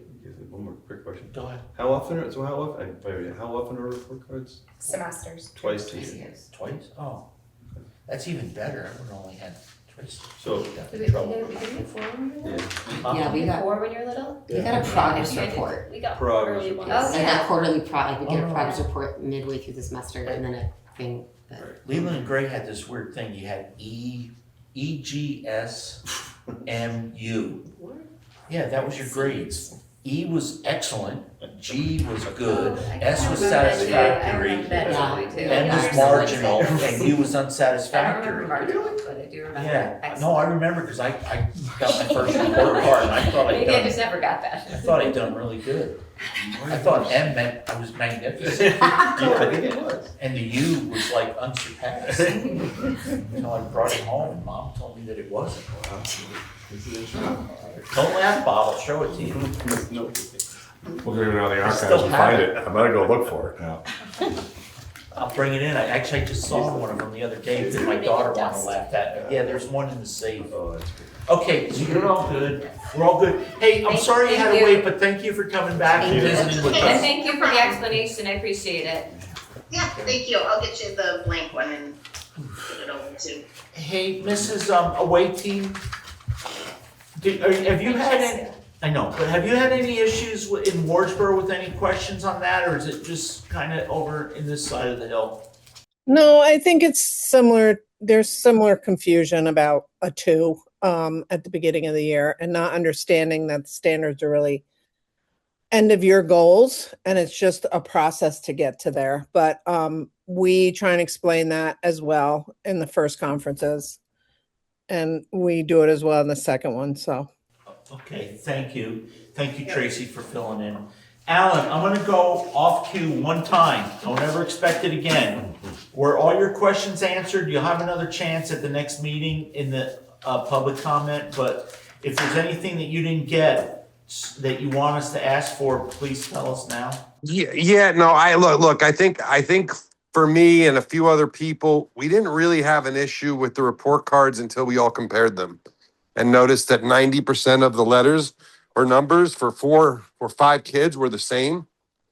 And to me, that says they're not the same. I'd be surprised that they're all at that level, at the exact 2 out of 4 level. And that's what this doesn't make logical sense in my brain, you know? If everyone that we see is a 2 and there's 1 1 or 2 1s, then what is that really telling anyone about the class? What's that telling the teacher? What's that telling the parents? It's not really telling them anything. So that's how I felt about it. So I understand what the rationale is, and I understand that it's sort of evaluating it on the end of year goal. Just doesn't make that much logical sense to my, Gen X brain.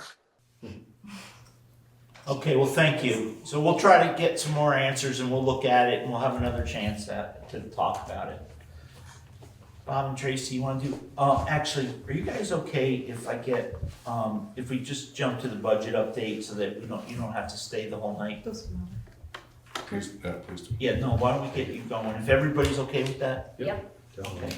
Okay. So I see you gave us a number of pages. Yeah, I also gave you a fund balance report too, because is that attached? it should be right maybe in front of it. Okay. So there's a couple things that is it, the fund balance report. I'm starting here just because I'm showing you on the left-hand side, I've kind of summed up where the most of the savings that you're gonna see amounting to a surplus is currently. So that's why I point this out. But going into the other sheets that you held up is really is allowing you to really look at actuals in the different sections. So there's a section for pre-K, there's a section for elementary, and then there's the secondary. It breaks it down into individual subject areas. And we can just go over it real quick. The last page is revenue. So I really wanted to do some more specific details about the revenue that comes in for the general fund and your food program. So you have an idea of what has gone out, what was budgeted, what has come in. Try and really break it down in case in the future you have some very specific questions that you want to go over. I think you're looking really good right now in revenue. I know on that last page of revenue that we have more Medicaid funds coming in that will increase your revenue. At the top section, we have the forest grant, which isn't huge, but that still has to come in and should be coming in June.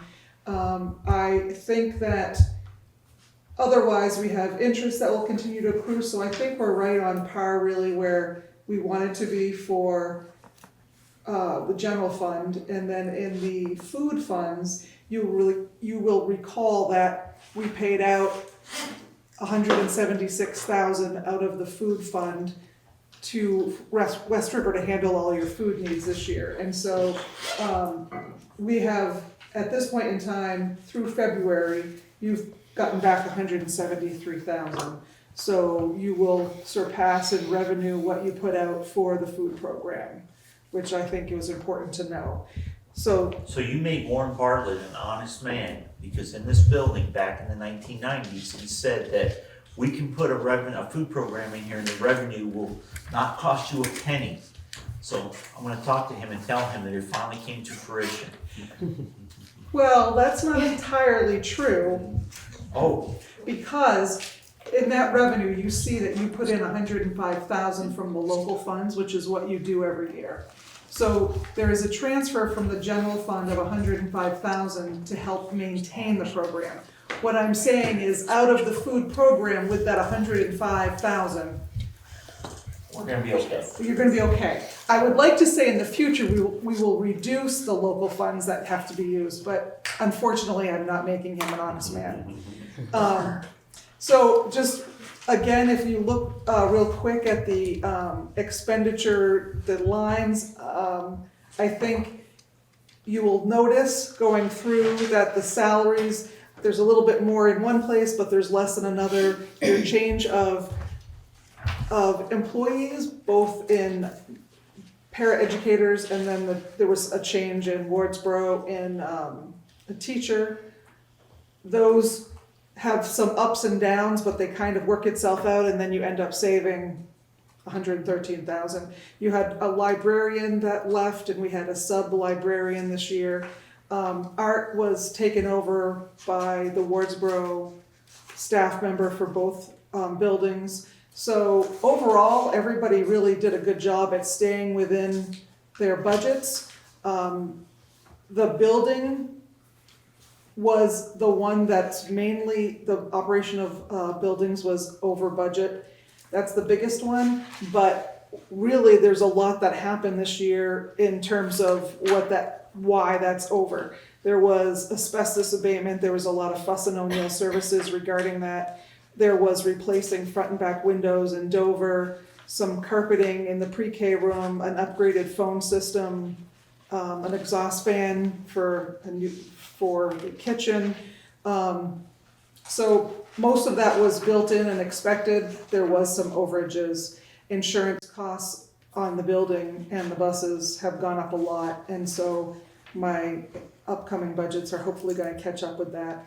There's some encumbered funds also throughout. So for instance, electricity is encumbered, but we're not going to use it all. We over encumbered it. So when all is said and done, at the end of the year, when your bills are paid, I think you're going to find that you're going to probably have around 400,000, probably even a little bit more of a surplus to go into your next fiscal year. So Good job to our building administrators for not just. yep, they've done a great job. But again, I want you to take these home and digest them, write down any questions, and I'm happy to go over more details. I've made a lot of notes, but I don't want to throw too much at you. I'd like you to sort of digest it as much as you can. Don't send her any email questions next week. Eddie's on vacation. I am on vacation this week. I thought it was a week after. Next week. No, this is, next week. my daughter's getting married next weekend. Congratulations. So I'm gonna play Let's Stump the Board. This is only for the board. Wow. What is the Forest Grant revenue? Does anybody know? Forest grant revenue. That's where it's about $5,800. $5,800 Yeah. the forest grant revenue. Yeah, do you know what it's for? Does that come from one of the towns to for outdoor classroom learning or? No? Anybody on the board? You're all gonna have to learn this, cause I'm not gonna be here forever. Okay. Bob, do you know? I do. Do you know, Trace? No. Forest grant. You make more than West River does, I'll tell you that. Well, we Is have it- more is it national for Oh, forest is it land. because we Is give it our- like? is No, it the it's the national, solar? the solar's different. Yeah. And we make more money in solar too, cause we get rental income, where the West River group just gets something else, it's a screwy thing. Forest grant is because of the national forest land in our town. We have so much forest land, it's kind of like an old pilot program. So they give us some money every year because the forest land doesn't pay taxes. I'm surprised the state of Vermont hasn't So grabbed we get a onto it grant yet. from the forest, which is They, kind well, of they give us some money, and when they do logging in Dover, then we get even more because we get a percentage when they log. And there was one year we were getting like $25,000 or $30,000, so just always remember that because eventually, sometimes it gets lost and At one time, Winton Central was glomming onto it, not giving it to us, so we had to get it away from them. So we need to grow some more trees for the No. future? No, it's No, land. just- But no, It's if we, land, if, right? then if we let It's our them plan. cut them So in that the they can future, cut them. then Yeah, they- we get a the future percentage of the kids will get- logging. Yeah. It's not, I mean, it's $5,800. I'm pretty sure they don't pay taxes to your town, so. $7 million. No, that's why I said it's like the pilot program, payment in lieu of taxes. Right, so doesn't get you very far. No, but it's better than kicking the you-know-whats. So, thank you, Heidi. Does anybody have any questions for Heidi? Heidi, I think the only other thing, we can approve the Financials? Yes, it was. pardon? I was just saying, thank you for teaching me that last week. That's what What's you. that? Oh, you just. I just learned that last week, but I was pretty excited to be like, yeah, I know that. Come on.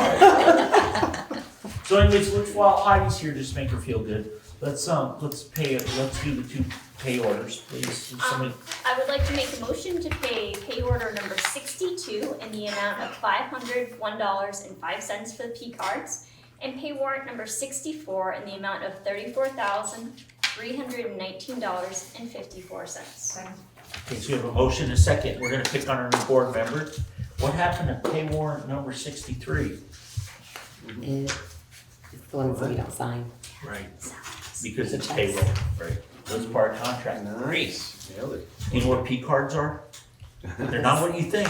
Aren't they like not personal, but like the small fund? Purchase cards. Yeah, the staff uses it to buy certain things, so. Because I used to have to like either front the money or like do other things. There'd be P pay cards orders, make it- pay warrants and stuff, That's what I have to like. purchase orders they would have to submit, and then we can only buy through certain places because we had to have an account, and because we don't pay tax, you know. And the auditors don't like to see reimbursements, and so teachers are having a hard time in the summertime getting things that they wanted on sale prices, so.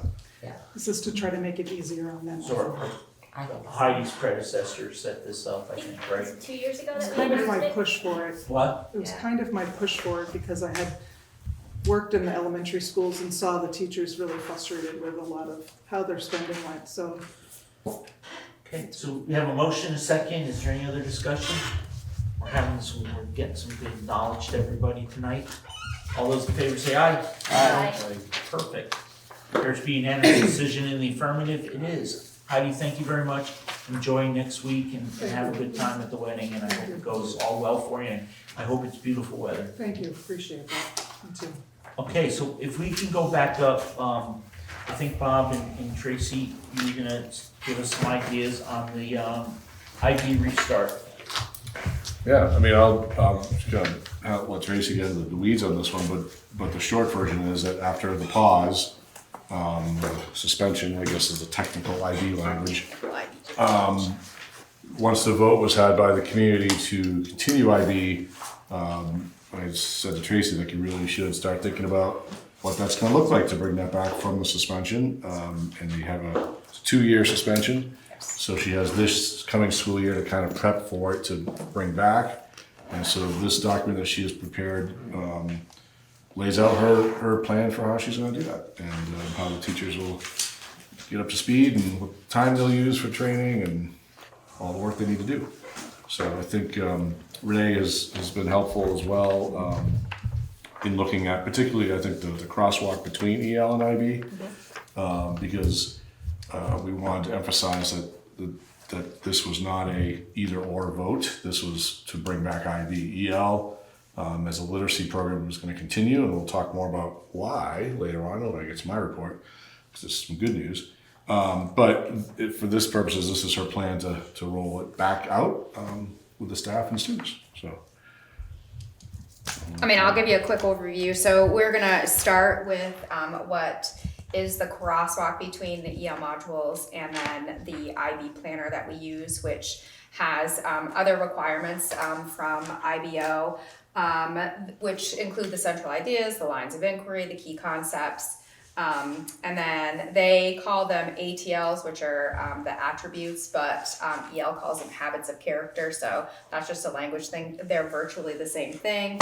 And then definitely choice for students, which is that agency piece, which IB is really big on. And then we are going to think about how we can make that transdisciplinary. Like that's another big piece, which EL already does for us a little bit because they incorporate social studies and science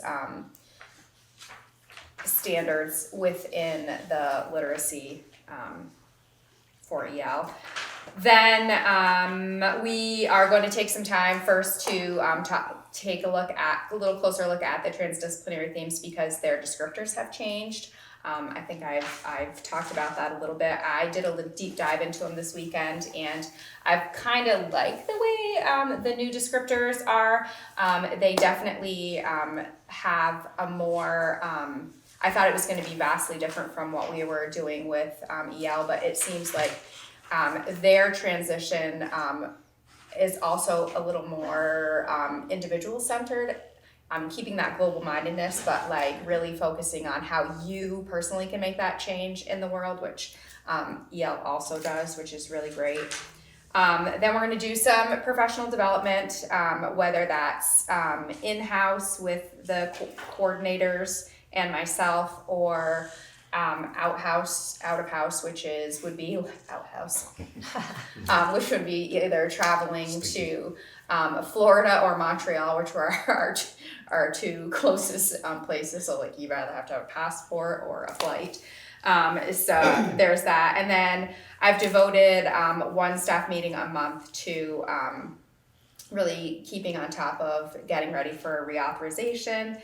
And then we're lucky to have the 6 weeks of winter activities where we can spend like a good solid afternoon working on the crosswalk, writing and refining our lines of inquiry, and developing and looking at the assessments with EL and what we need to do to further use those to help be more aligned with IB. And then hopefully by June, we will be ready to start the reauthorization process in September of 2027. Anybody, are you set? That's it, I'm done. Go ahead. So students that graduate this year and next year, like students that have graduated in the past under the IB program, do they get like an IB certificate, or what does that look like? And what does it mean for the students like this year and next year? We still can give them, I mean, IB doesn't give us anything to give them. We create the certificate with the logo on it, and they're still okay with that. Okay. Yes, sir. Thanks. Lindsay or Eli? Joy? It looks great, and thanks for jumping in so quick. Sure. Okay, I have a few things. Shoot. We know that. Second page, week 4 ATL skills, embedding ATL. Mm-hmm. What is ATL? Those are the learner attributes. So they're called approaches to learning. Okay. Yeah. That's a new term. That wasn't one we've had before, was Right. it? Okay. So that is the how the children get to the learning. Yeah. Okay. So in the past, we when we first authorized IB back whenever, we had a coordinator that we paid a stipend to every year. And then I guess when we were in pause, we stopped paying that, I believe. No. We still paid that. We still paid it. It was because we were in a pause. Heidi helped me with like taking a percentage of it because there were still things that needed to be done on that end. So it wasn't the full stipend, it was just a portion of it. Okay. We'd gone to 2 coordinators because we had a long discussion and we thought it would be better if we had 2. So if one left, we aren't starting off and we're splitting that. And we have one in the primary and one in the intermediate. Okay. So I think that since there's gonna be some stuff done, I think come July 1st, that should be increased to whoever it's gonna be, that they should get the full stipend. Because obviously they're gonna have to do some work, correct? Yes. Okay. Yes. And I mean, we wanted to make sure that we help you and set you up for success, not for failure. For sure. So I think let's make sure we do that, but can you let the board know who your coordinators are, because I lost track of that and. Right now they're Crystal and Bridget. Okay, so that goes to my next question. I just found out, I saw an email today that 6th grade teacher's leaving. So, well, I didn't know they were leaving. I didn't know if you were moving people around, but, so how are you gonna choose your next IB coordinator? Do we have another person who's certified in IB? I know Crystal was, and I thought Bridget was, but maybe not. So the two of them both have taken courses with IBO. There's one other teacher in the building, but that would mean it would be 2 primary teachers, and it wouldn't be 1 primary and 1 intermediate, which was the information that was left to me to how to keep the coordinators. So we'll have to see. Well, I mean, I think we took that input from the administrator at the time. Well, they wanted to have 1, and I brought up 2, and we had a good discussion, and the administrator came back and agreed with that. But I thought at one time it was 2 primary teachers. It was a 4th and 6th grade teacher. Intermediates. Yeah, I mean, it was Sue Newman, and it was Allison, who taught 2nd grade. right. Oh, so she was it in would have 2nd been, grade? yeah. I thought she was in 4th. Yeah. God, you've been here so long, I thought you'd at least gotten it 4th. Okay, perfect, I'm sorry. She did 2nd and 3rd. 2nd and 3rd, okay. For some reason, I thought she was 4th. And then my last comment is, I want you to, you weren't there, but Alan Block at the annual meeting said that he's gonna do anything he needs to do to help you. So if you need him to come in and cover classes, Okay. if you need him to sweep the floor, Okay. clean the bathrooms, Okay. he will do that for Okay. you to make it so you Okay. have more time with your Perfect. staff. So I just wanted to bring that to your attention while he was still here. I like that. So can we, I'm also gonna, Kate and I will probably, when we meet with Bob, I think when we're in the Dover building, let's just have an update for me, 5 minutes, 10 minutes. Just, we do wanna support you in this, and we don't wanna dump it on you. So we wanna make sure that you're getting what you need, okay? Thank you. So we'll keep IDB updates on every Dover agenda. Right. Every agenda Just when Dover we're in the ones. Dover building. Pardon? Okay, Just is calling everybody that out. good? Okay, let's move on. So thank you for that. Continuous improvement plan review. Again, this is for both of you all, for Francesca and Tracy, but you know, when we approved these, because we didn't warn it at the one meeting, we did do them at the Wardsboro when nobody was there, and there was very few people there. We didn't even have a full board, I mean, we had enough board members, but there were some questions on a few things, like, is this really being done, and what does this mean? So what I was hoping is that you can kind of just give us the 5-minute overview of each of yours continuous improvement plan, and ask if there's any questions, let the board ask you. So what I'd like to do is start with our away team, like we always do. So can you just give us a short version? And we did this at the meeting before, but then there were some questions that came up when we approved them, and we approved them because we knew they had to be done, but there was some concerns addressed. And you weren't there, so. Sure. So this improvement plan is a 2-year cycle. So we just finished the first year of, well, not yet, but at the end of the school year, we'll have finished the first year. The one that you just approved is exactly like the one that you approved previously, just with the dates changed. So I just wanted to make that clear. So do you want me just to go through the goals or what? Yeah, okay. So the CIP is broken up into several sections. One section, the first section is goals. And I think Tracy's and I are pretty similar. The first one is academic achievement. Mine are broken up between literacy and math. Next to that, there are goals that we want to master, and it's 100% for both. I know it's a lofty goal, but we don't want to leave any kids behind, and we want to push and make sure that we expect 100% from everybody. Then the next section is just about the measures that we used, followed by strategies and then resources that we have available in the building. Should I keep going, or do Do you want me to go through the whole thing and then you can ask questions, or what's easier? Go ahead. Wait, just so I understand where you're talking, is this the grid? So I'm actually on page 4 right now, where it has academic achievements. No, I know. If you could at least get yours, and that way we can see it when you're going. So the screen's about to disappear because I have to use my computer. And then the next page has our math goal, which is also looking at students demonstrating 100% of Common Core standards in math. The next 3 columns next to it just talk about the measures we're using, the strategies we're using, and then the available resources. Resources can be people, it can be professional development, it could be materials. So any resources so that we can attain those goals. Okay. Good so far?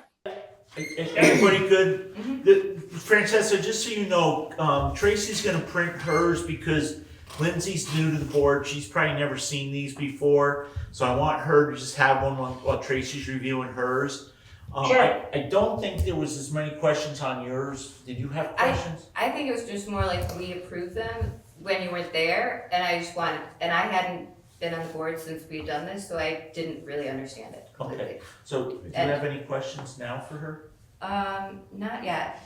Okay. I'll be honest, like when I started this process, at the beginning of my first year, I got a lot of support from Tracy, from Scotty, from Newbrook, from Jen McCusick, because it's a pretty intense process. There's a lot of information and a lot of data gathering. And the purpose is just to keep us accountable, right? So that we're moving towards the goals that we set for our kids in our building.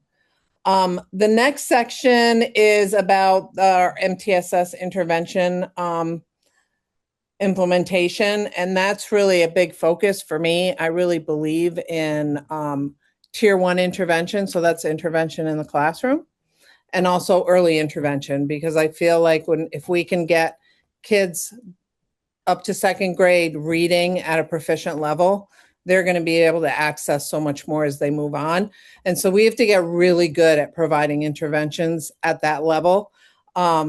So that's my really big push with this plan.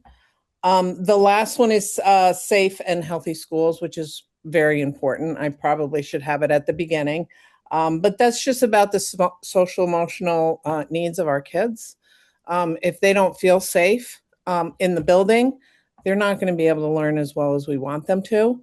And so it's just building capacity within the building to be able to support those needs.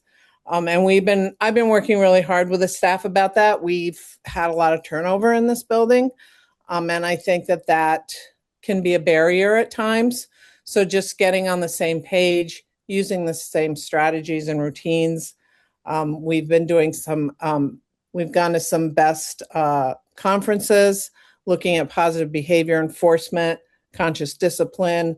I know we're talking about doing responsive classroom, which I think is great, builds a lot of good positive community and culture in the building.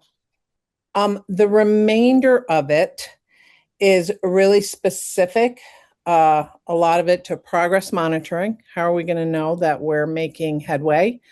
And Samson Sherman has been a rock star in this part, developing and training us in NextPath, which is a great data collection tool that helps us really see the data over classes, over school, over subject areas.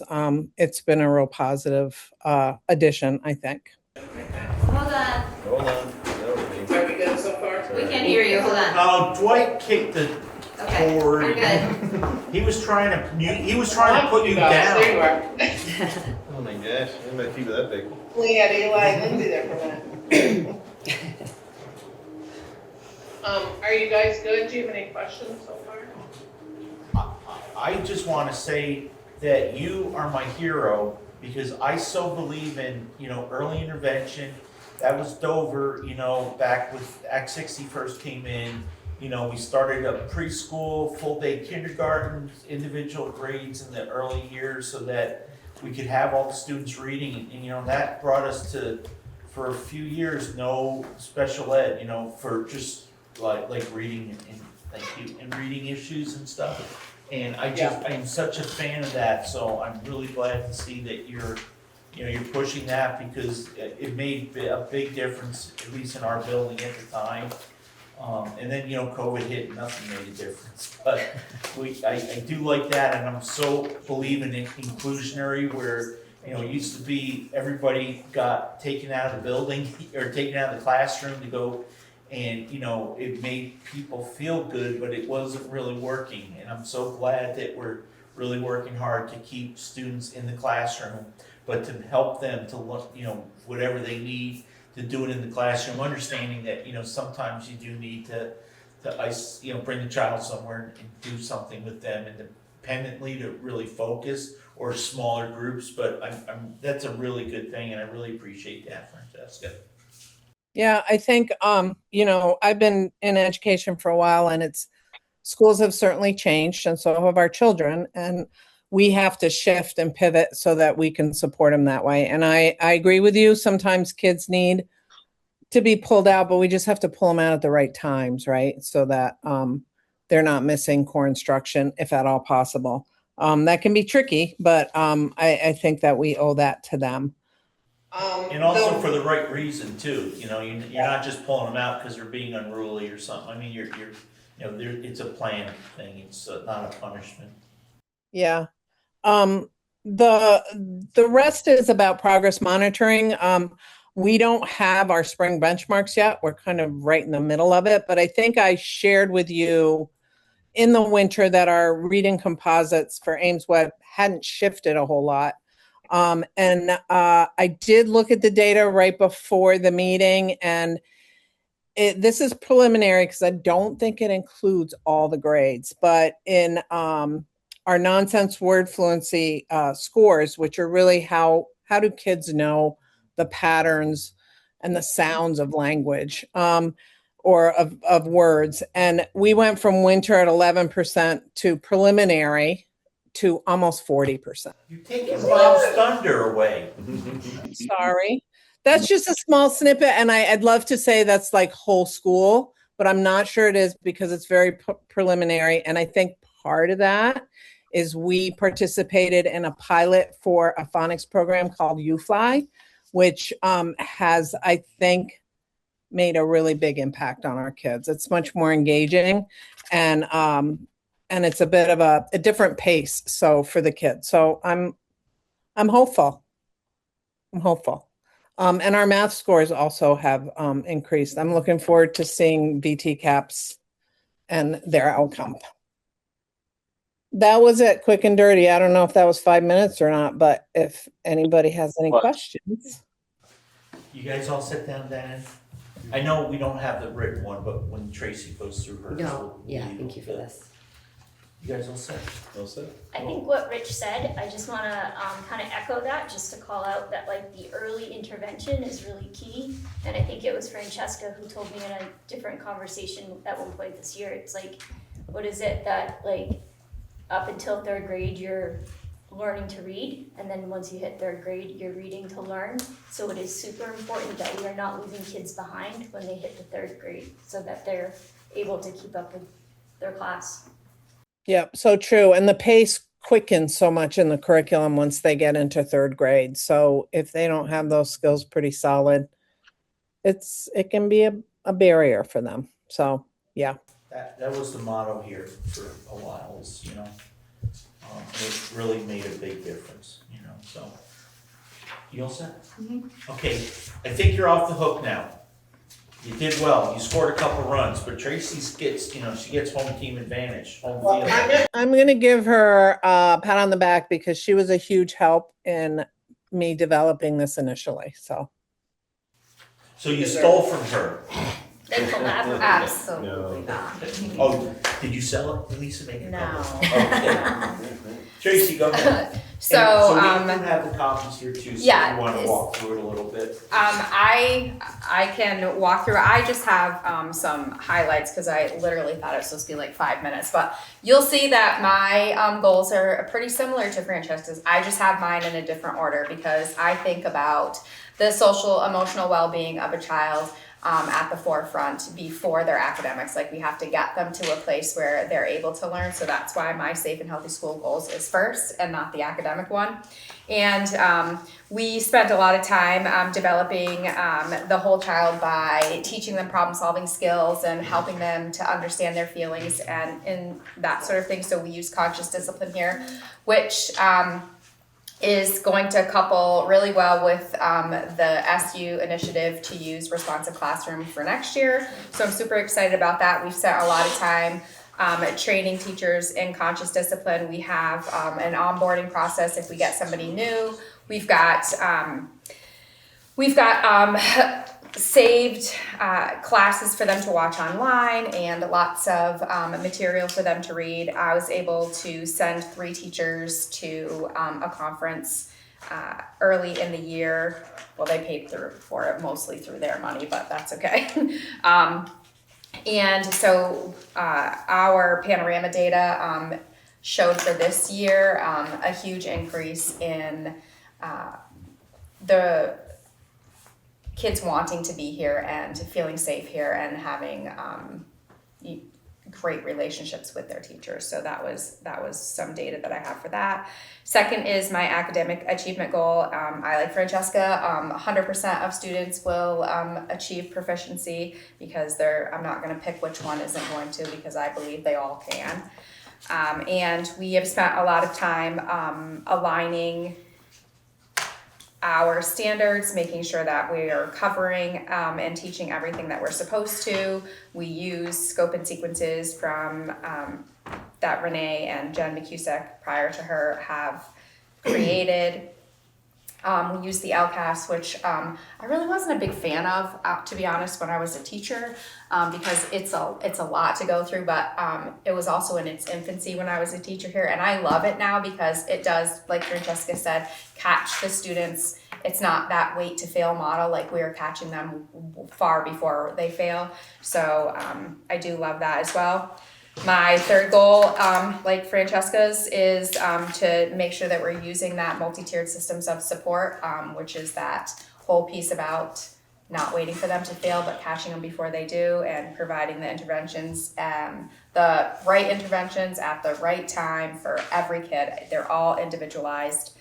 And then my last goal is basically the Act 139 reading goal.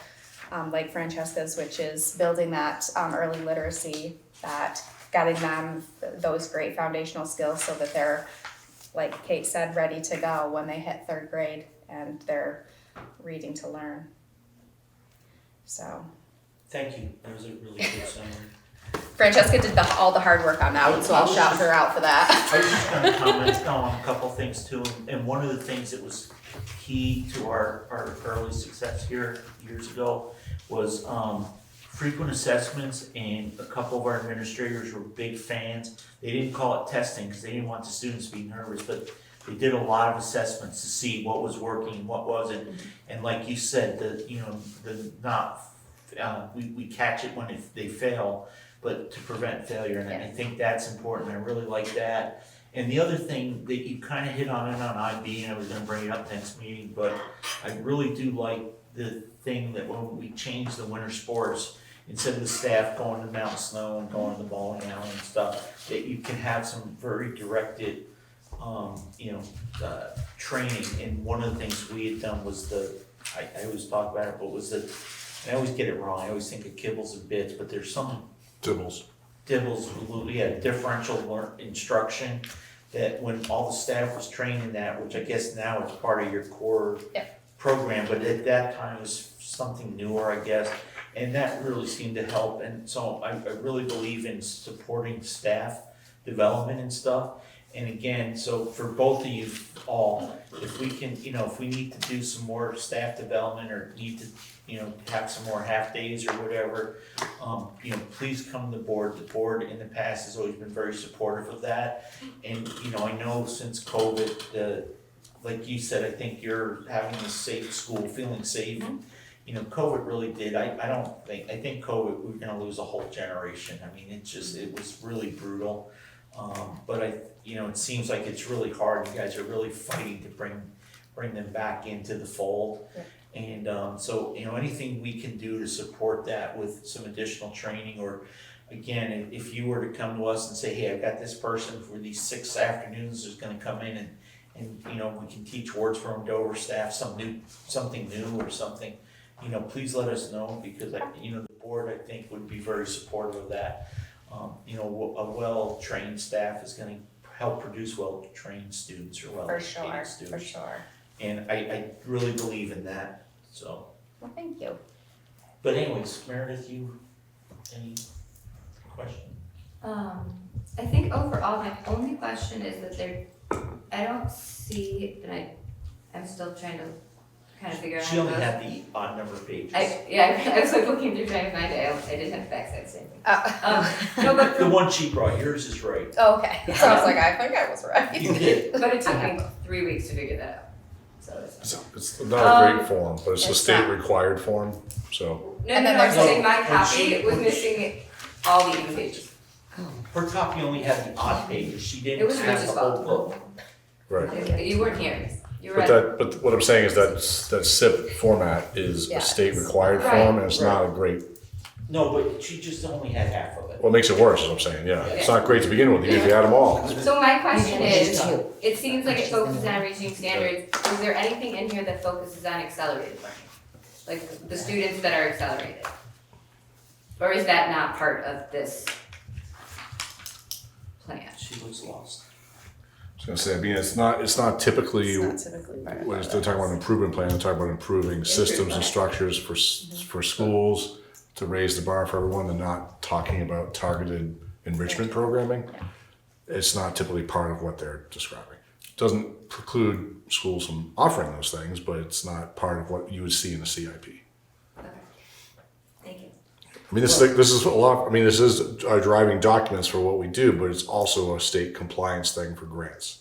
And so, And that's kind of what I was trying to understand. yeah, it's we have to do this every 2 years, and the SU does one as well.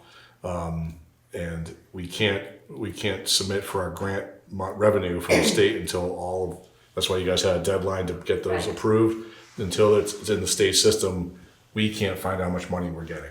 So it's a little bit of a compliance thing, but it does give us good direction, and it keeps us focused. And because they're all fall under the umbrella of the SU plan, there's a level of alignment as well, which is nice. The SU. Okay, that's kind of what I was trying to understand. So as a quick follow-up to that, and I'm not as familiar with Wardsboro, but back in the 80s and 90s in Dover, we had an enrichment program. And one of the board members brought up that everybody participated in the enrichment, so they didn't feel like it was enrichment.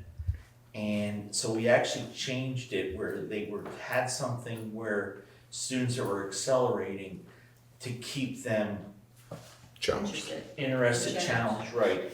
And so we actually did away with the enrichment teacher, and we made a position where somebody was helping. It was sort of like a one-on-one or a small group person that just worked, I think it was a 0.5 position, enrichment. What? We do So, yeah, it targets those students that are accelerating to keep them interested, so we don't, they're, like I think Renee said earlier, if a student has all 4s in the first semester, you can't just put them in the next grade because there's a whole bunch of other issues with social, emotional, their classmates. But, so we were looking to do something, I think it kind of went away before COVID, just because we had to follow so many other rules, and the IB program supposedly was more geared towards that, because it wasn't like everybody in the classroom went from point A to point B. There was, they designed their own kind of program so it could make it more challenging for them. So is that something maybe we could have a discussion at, not tonight, but some point in the future? Yeah, I think we could definitely talk about it. I think the way we do WIN groups are called, WIN stands for What I Need. So the students who are getting a lot of their remediation services during that time, in math or ELA, but that could be used as an opportunity for enrichment as well. And maybe what you mentioned earlier, like the struggles of the kids who are coming out of COVID, is that there's most of them need some basic skill reinforcement. Even the kids who are really sharp sometimes still have gaps, and so we're using it more in that way. But it could be used in that manner where it could be done for enrichment purposes as well. Maybe it's more in the upper grades than it would be the lower grades, but yes, that's Maybe absolutely IP is gonna possible. take care of all that. Maybe, yeah. Let's just kind of keep it in the back of our minds. You all good? Oh, good. I really, really appreciate that the leadership of River Valleys is moving forward with not leaning on the wait to fail model, and that you guys are doing early identification. I think that is a really big thing, and that's really gonna what differentiates this community and taking care of the kids. So I think that's super important. Thank you. Thank you. I will second that. Definitely agree. Are you totally lost too, Lindsay? No, I'm actually, I for a minute was trying to figure out what data this was, and then I realized that they come mid-year, and I figured it out. So again, if Tracy would probably be more than happy if you had any specific questions, just stop in, say hi. And but it would be sometimes good that if you do have it, that you let me know, and then I can, when Kate and I do the with Bob, and then Bob can say, hey, there were these questions, because if you have the questions, so many other people too. Okay. We can use you as our bridge for making sure that we have a full engagement of the board and that we don't have any gaps in our knowledge. So thank you. And also Yeah. for the parents and for the public, because you know, I didn't know what ATL was, and you know, I'm glad that I asked, because that's not a term I see. Now, Leanne, you also did. Yeah, the only thing I didn't recognize was the DES. I was just gonna say, the SSA thing? Is that It's a social emotion, it's a marker we can use, we don't use it. But it's a marker you can use to gauge, social emotional development. What does it stand for? I don't. You don't. What is it? I don't, I wouldn't be able to tell you right off the top of my head what it stands for, but that it's what we use.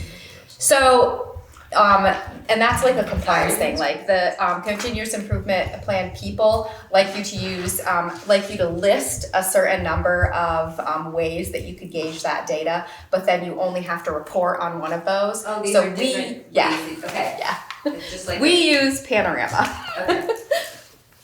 I think every group, doctors, lawyers and such, all have their letters that stand for something, because it makes them feel good when they go to a conference and everybody who's outside of them is like lost, and they're like, I think I know what that, or at least they act the part really well. So that was really good that you don't know what it stands for, you admit it. So, But it's kind of silly that they're like, you have to list them all, even though you only understand what. we use this. Doing my part. Yeah. No, that was really good. Francesca and Tracy, thank you very much. That was Thank really you. Thank you. So I think that concludes our old business. I know Bob doesn't have any basketball games to go to tonight, but he doesn't want to be here all night. So I'm gonna ask if we can put the committee for long-term planning on hold till next meeting. And Bob, we've talked about report cards. I know you want to talk about assessments. I think we'll table the WCSU. We'll just talk about principals' reports, and we should be out of here in a little bit. Sure. Well, so I mean, just a quick update on the. I think actually you already met in May, so we've already talked a little bit about my cabinet report. I won't go into it anymore on that. But I did promise last time we were going to share some information. Some good news. And Francesca let the cat out of the bag. Yeah. So this is this particular data set. I think Francesca has highlighted that there's improvement that she's seen this year with the UFly pilot of instead of using foundations. That's a phonics program that accompanies EL as a literacy program. So you kind of have both. And what is it called? It's UFly. It's the University of Florida Literacy Institute. Got it. Boom, nailed it. See another one. But it's a phonics program, and Foundations is the phonics program we've been using. And so we did a pilot this year to assess the differences, and so it turns out that we're going to be actually moving towards UFly as our phonics program next year for all the schools. But that isn't what I'm here to talk about. What I'm here to talk about today is the VIIT results. Now, the VT is the state assessment that happens just once a year. It's not that useful in helping instruction because we don't get the results until the following year. they're trying to speed that up, and maybe we'll get it in the early fall. They're saying. I don't believe them. Believe when I see it. But for now, in 2024, the spring of 2024, when the students in Dover took the VIIT, and we're going to talk about just ELA scores, but all the way through third through sixth. Every grade takes it. That was the last year before EL. All right, so just put that in your head for a second. Last year's VIIT was the first year after using EL, and just happy to say at Dover. So when you rank all of the schools in the SU, one of them had to have the highest turnaround as far as literacy, and it was Dover. The numbers really jumped off the chart, and it had a pretty significant increase in literacy scores in the VIIT. It's one measure. It's not the end all be all, but it was pretty impressive. And not that Wardsboro didn't also do well, but Wardsboro's had some more turnover during that time as well.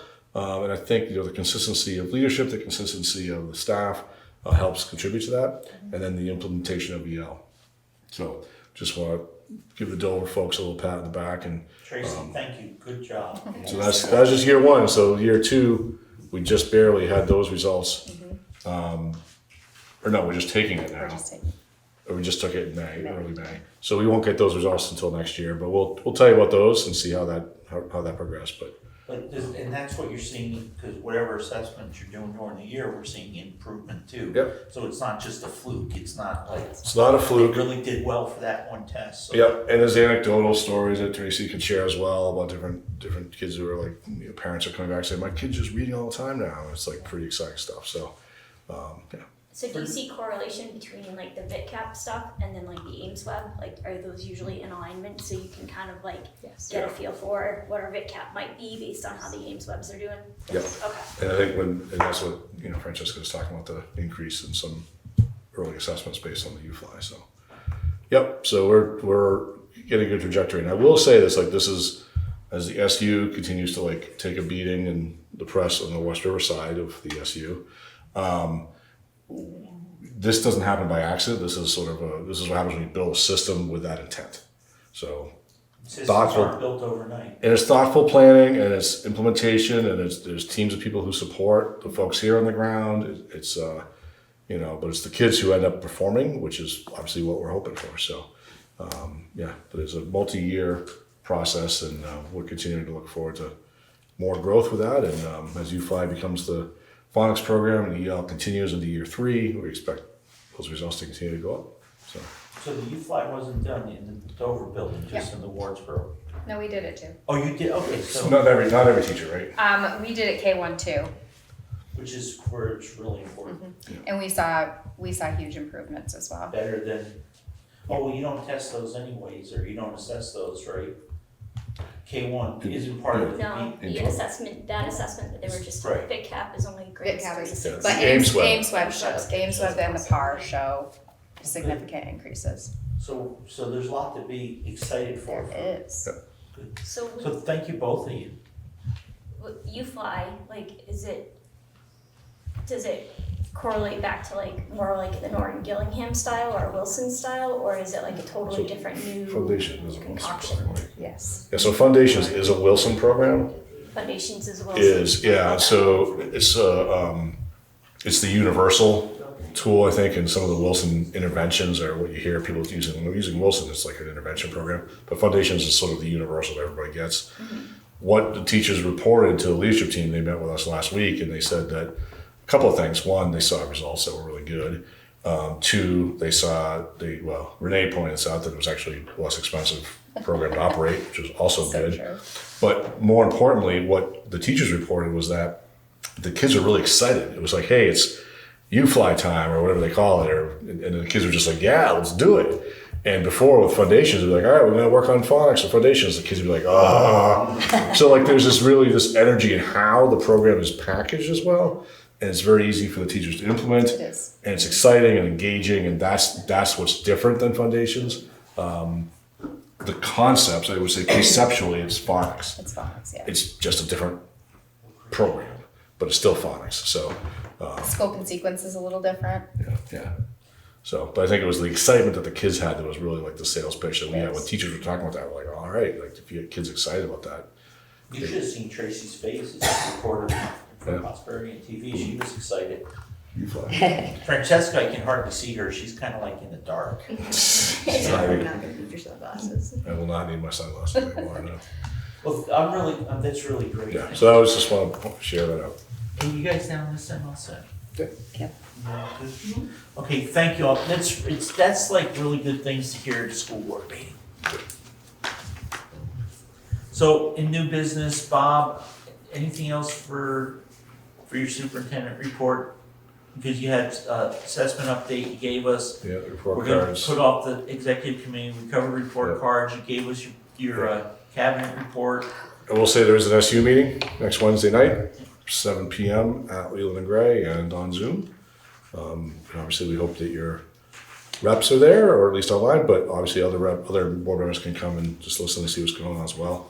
But it's a big agenda. There's a lot of stuff on it, but it's going to be good, I think. So looking forward to that. It's our last one of the school year. Okay, Francesca, we've covered a lot. If you have anything else you think you missed? Just a couple things, just festivities. We have a lot of end of year activities coming up. Going to Vin's, Hildene, Montshire's coming over. Right now we have the River Gallery Art School in our building doing a residency, and that will end with our STEAM night on Friday. So we'll have art and STEAM happening with all our new toys out for people to play with. Also, our teddy bear tea was very well attended. I'm told it's the best turnout they've had in Wardsboro for a while. We had 7 different families attending. So I think our little pre-K program is going to live on. And finally, we got a grant for some staff teamwork. So we went to BRIC, which is our STEAM partner in Springfield, Vermont, and we tried out some of their toys, and we did a virtual escape room with the staff, which was super fun. You needed a lot of teamwork because there were some pretty difficult puzzles that you had to figure out, and you had to do it as a team. So it was a lot of fun. It was good to hear the staff laughing and enjoying themselves. So yeah, that's it for me. Thanks. Do we see the video? You know, it's funny to watch because you see people with these headsets on and they're like picking stuff up and throwing things, and they're just standing there like doing this stuff, and you're like, what are they doing? But they have this big screen you can go look at and see what they're seeing. It's pretty fun. If you've never done it, I would highly recommend it. Well, thank you. Anybody want to throw Francesca any curveballs? No? Okay. Tracy, you be up. Wow. Yes, there was a couple of things. I have a couple of interviews for next week. I sent out an email. I had a couple of board members respond, so I appreciate that. We have lots of things going on at the end of this year too, but I would like to highlight our trip on Friday. We went to Lupa Zoo. We put every kiddo on the bus. We did not lose anyone along the way. We only had to stop once for a potty emergency, so that was really great.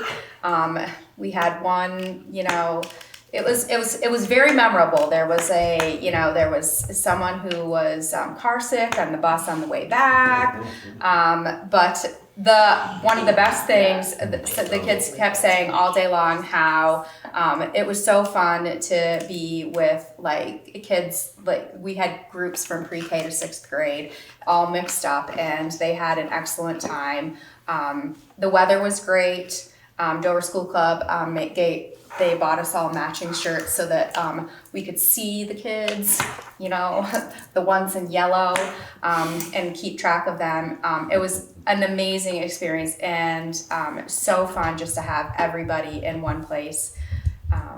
So that is the one thing that I'll highlight. And then we have carnival and end of the year family picnic and all sorts of great things happening in T-minus 5-ish, 4-ish, I can't even remember weeks and counting, so. I think it's called Maycember.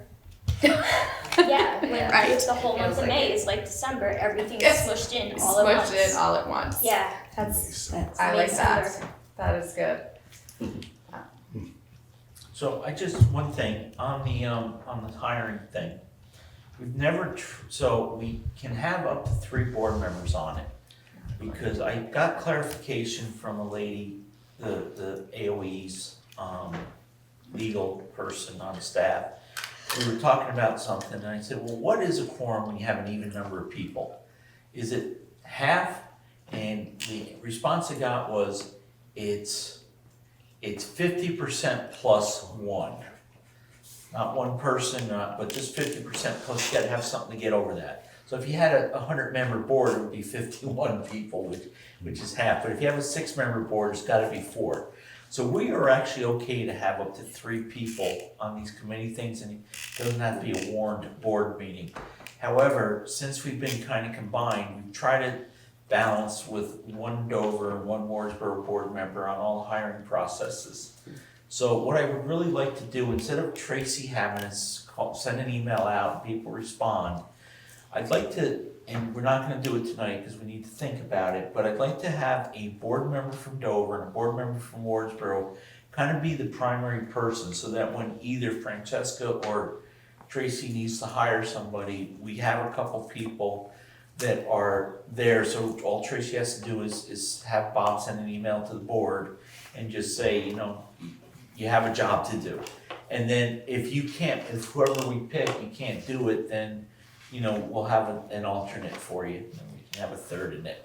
Yeah. Can I ask what the process is? Like, what would that commitment look like for Well, someone? Is it just a one-time meeting No, per applicant? no, it would be if however many staff members have to be hired, it would be those meetings, and it might be multiple meetings because they may call 3 people that look good and they want to have you be part of the interview committee, and none of them may show up, or only 1 may show up, or 3 may show up. They may like them, they may not, and then if they decide that none of those candidates are good, you may have to do it all over again. But several years ago, so we used to hire like part-time janitors. And then several years ago, again, the legislature, to make sure that schools were better, they took all that away from boards and gave it to the administration. So that we get to, as a board, hire a superintendent. The superintendent gets to hire building administrators, and building administrators get to hire their staff. So Bob has been really good to us, and he brings us the administrators, and he lets us be part of the process. They don't have to. The building administrators let us be part of the process. They don't have to. They can just hire somebody. The board does get a final say, so Bob, when he hires an administrator in the building, he presents us a candidate. We don't make a choice. In the old days, we used to interview the people, and then we would have a discussion, and then we would pick somebody.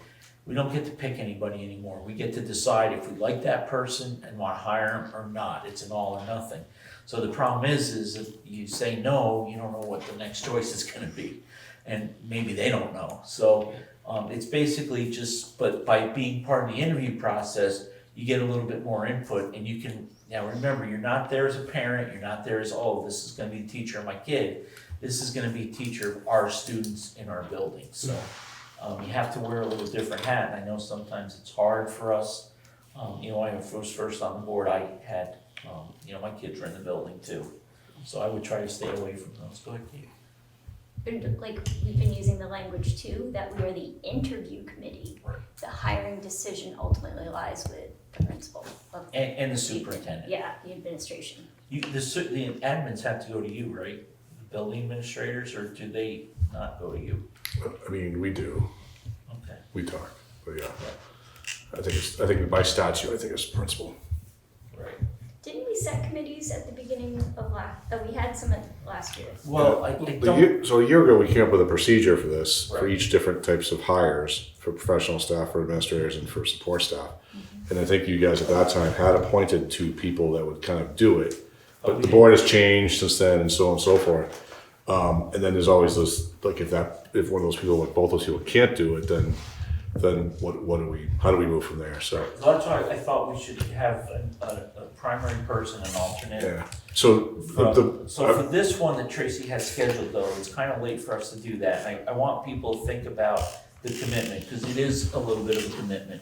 Because they're usually after school, right? They're not in the evenings anymore. It depends on when the candidates are available and when the interview committee is available. and how many, And how many. so on and so forth. There's a lot of variables to that piece, but yeah.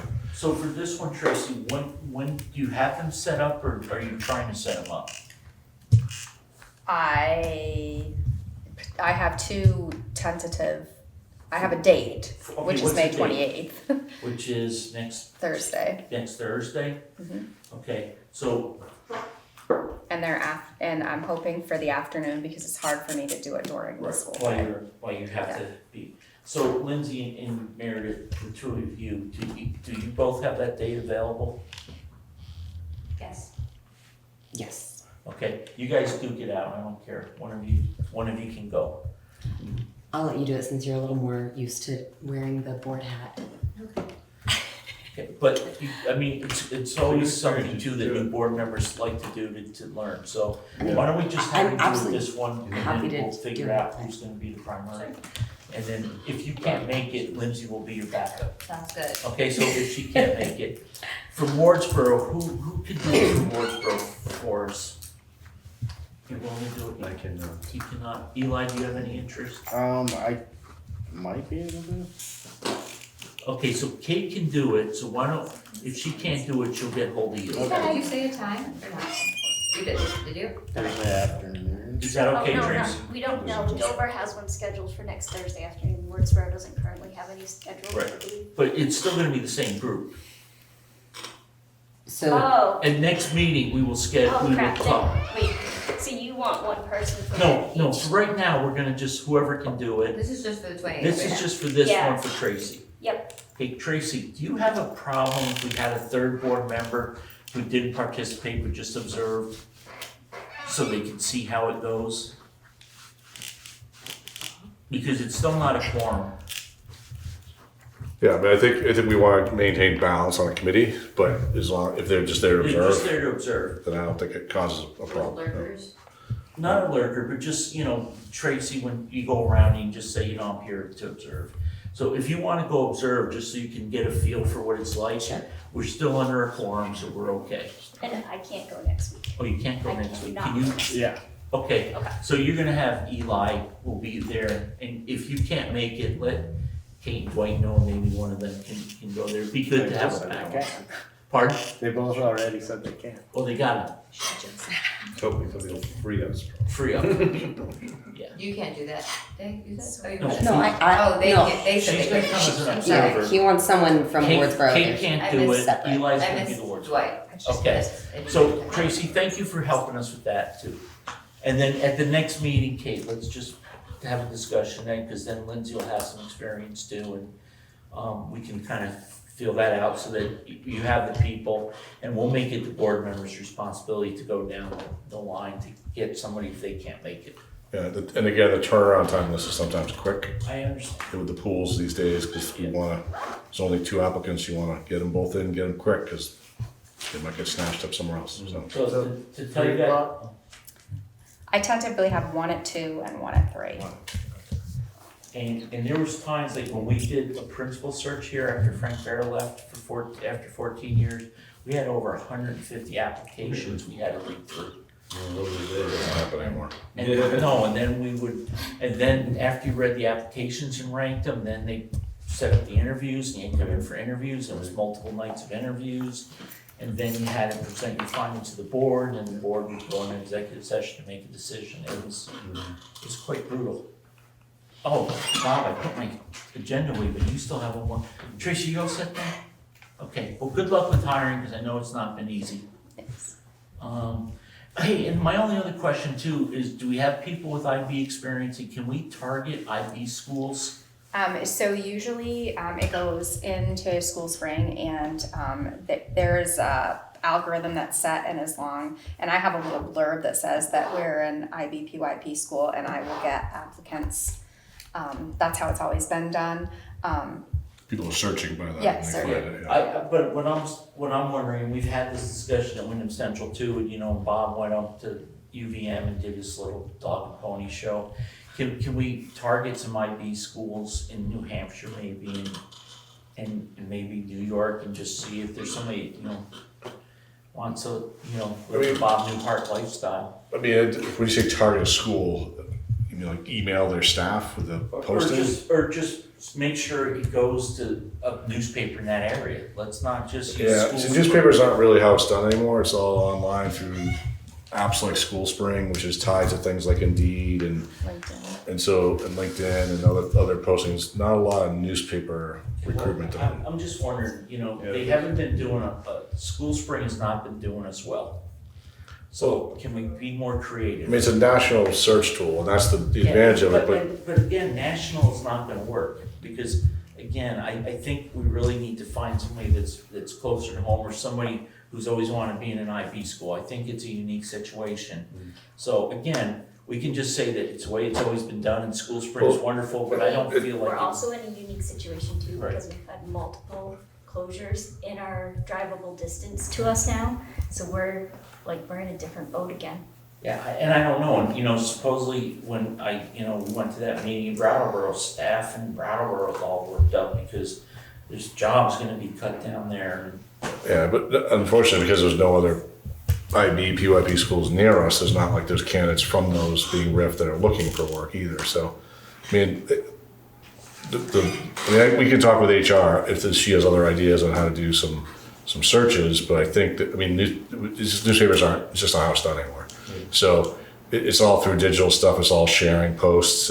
It's Well, that let's kind do of thing. something to get us out there better. Right, but we can share a link to the post from applicant tracking with the board, and you guys can also use your socials to promote it out there as well, and see what that might get us, because sometimes that's going to be the bigger.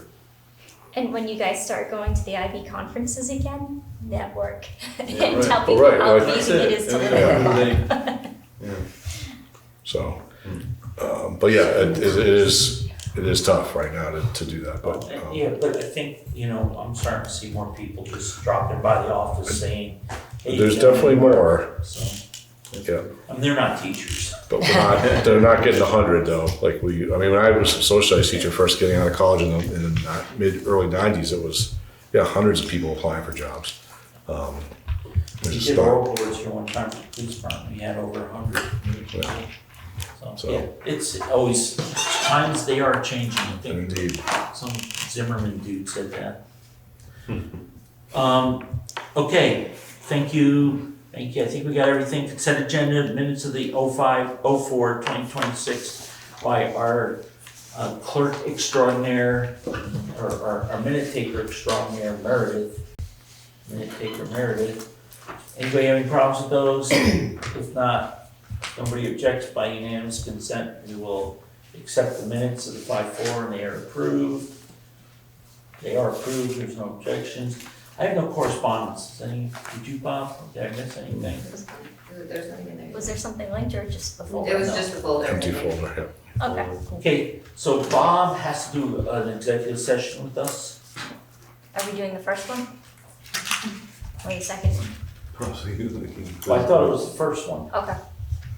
I thought Bob was making some recommendations to us on some contracts, but he's looking at me kind of funny, so did I miss that up?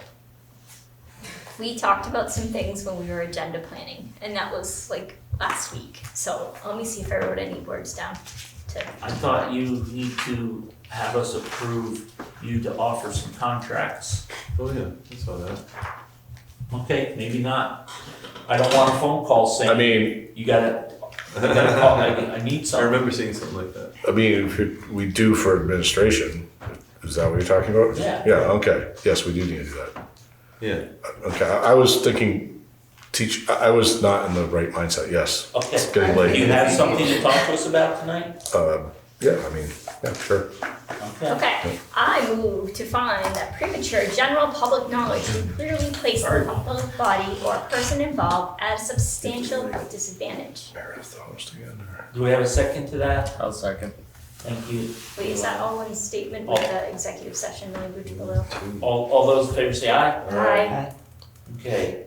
And then Do the second part too? I move to enter an executive session to discuss contract/labor negotiations under one VSA 313(1)B. Second on that? Second. Thank you. I'll give it to Lindsay. Ladies first. That's for sure. If there's no discussion, all those in favor say aye. Aye. Okay, we are now in executive session.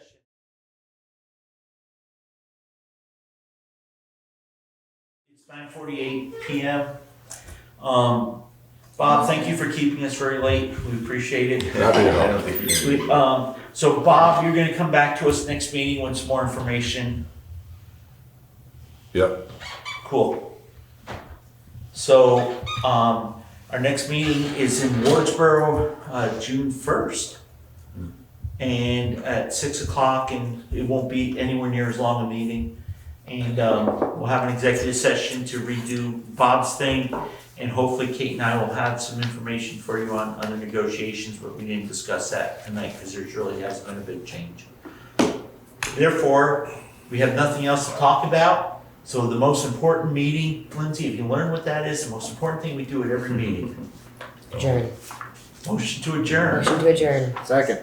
Thank you, Eli. All those in favor say aye. Aye. We're adjourned. 9:49.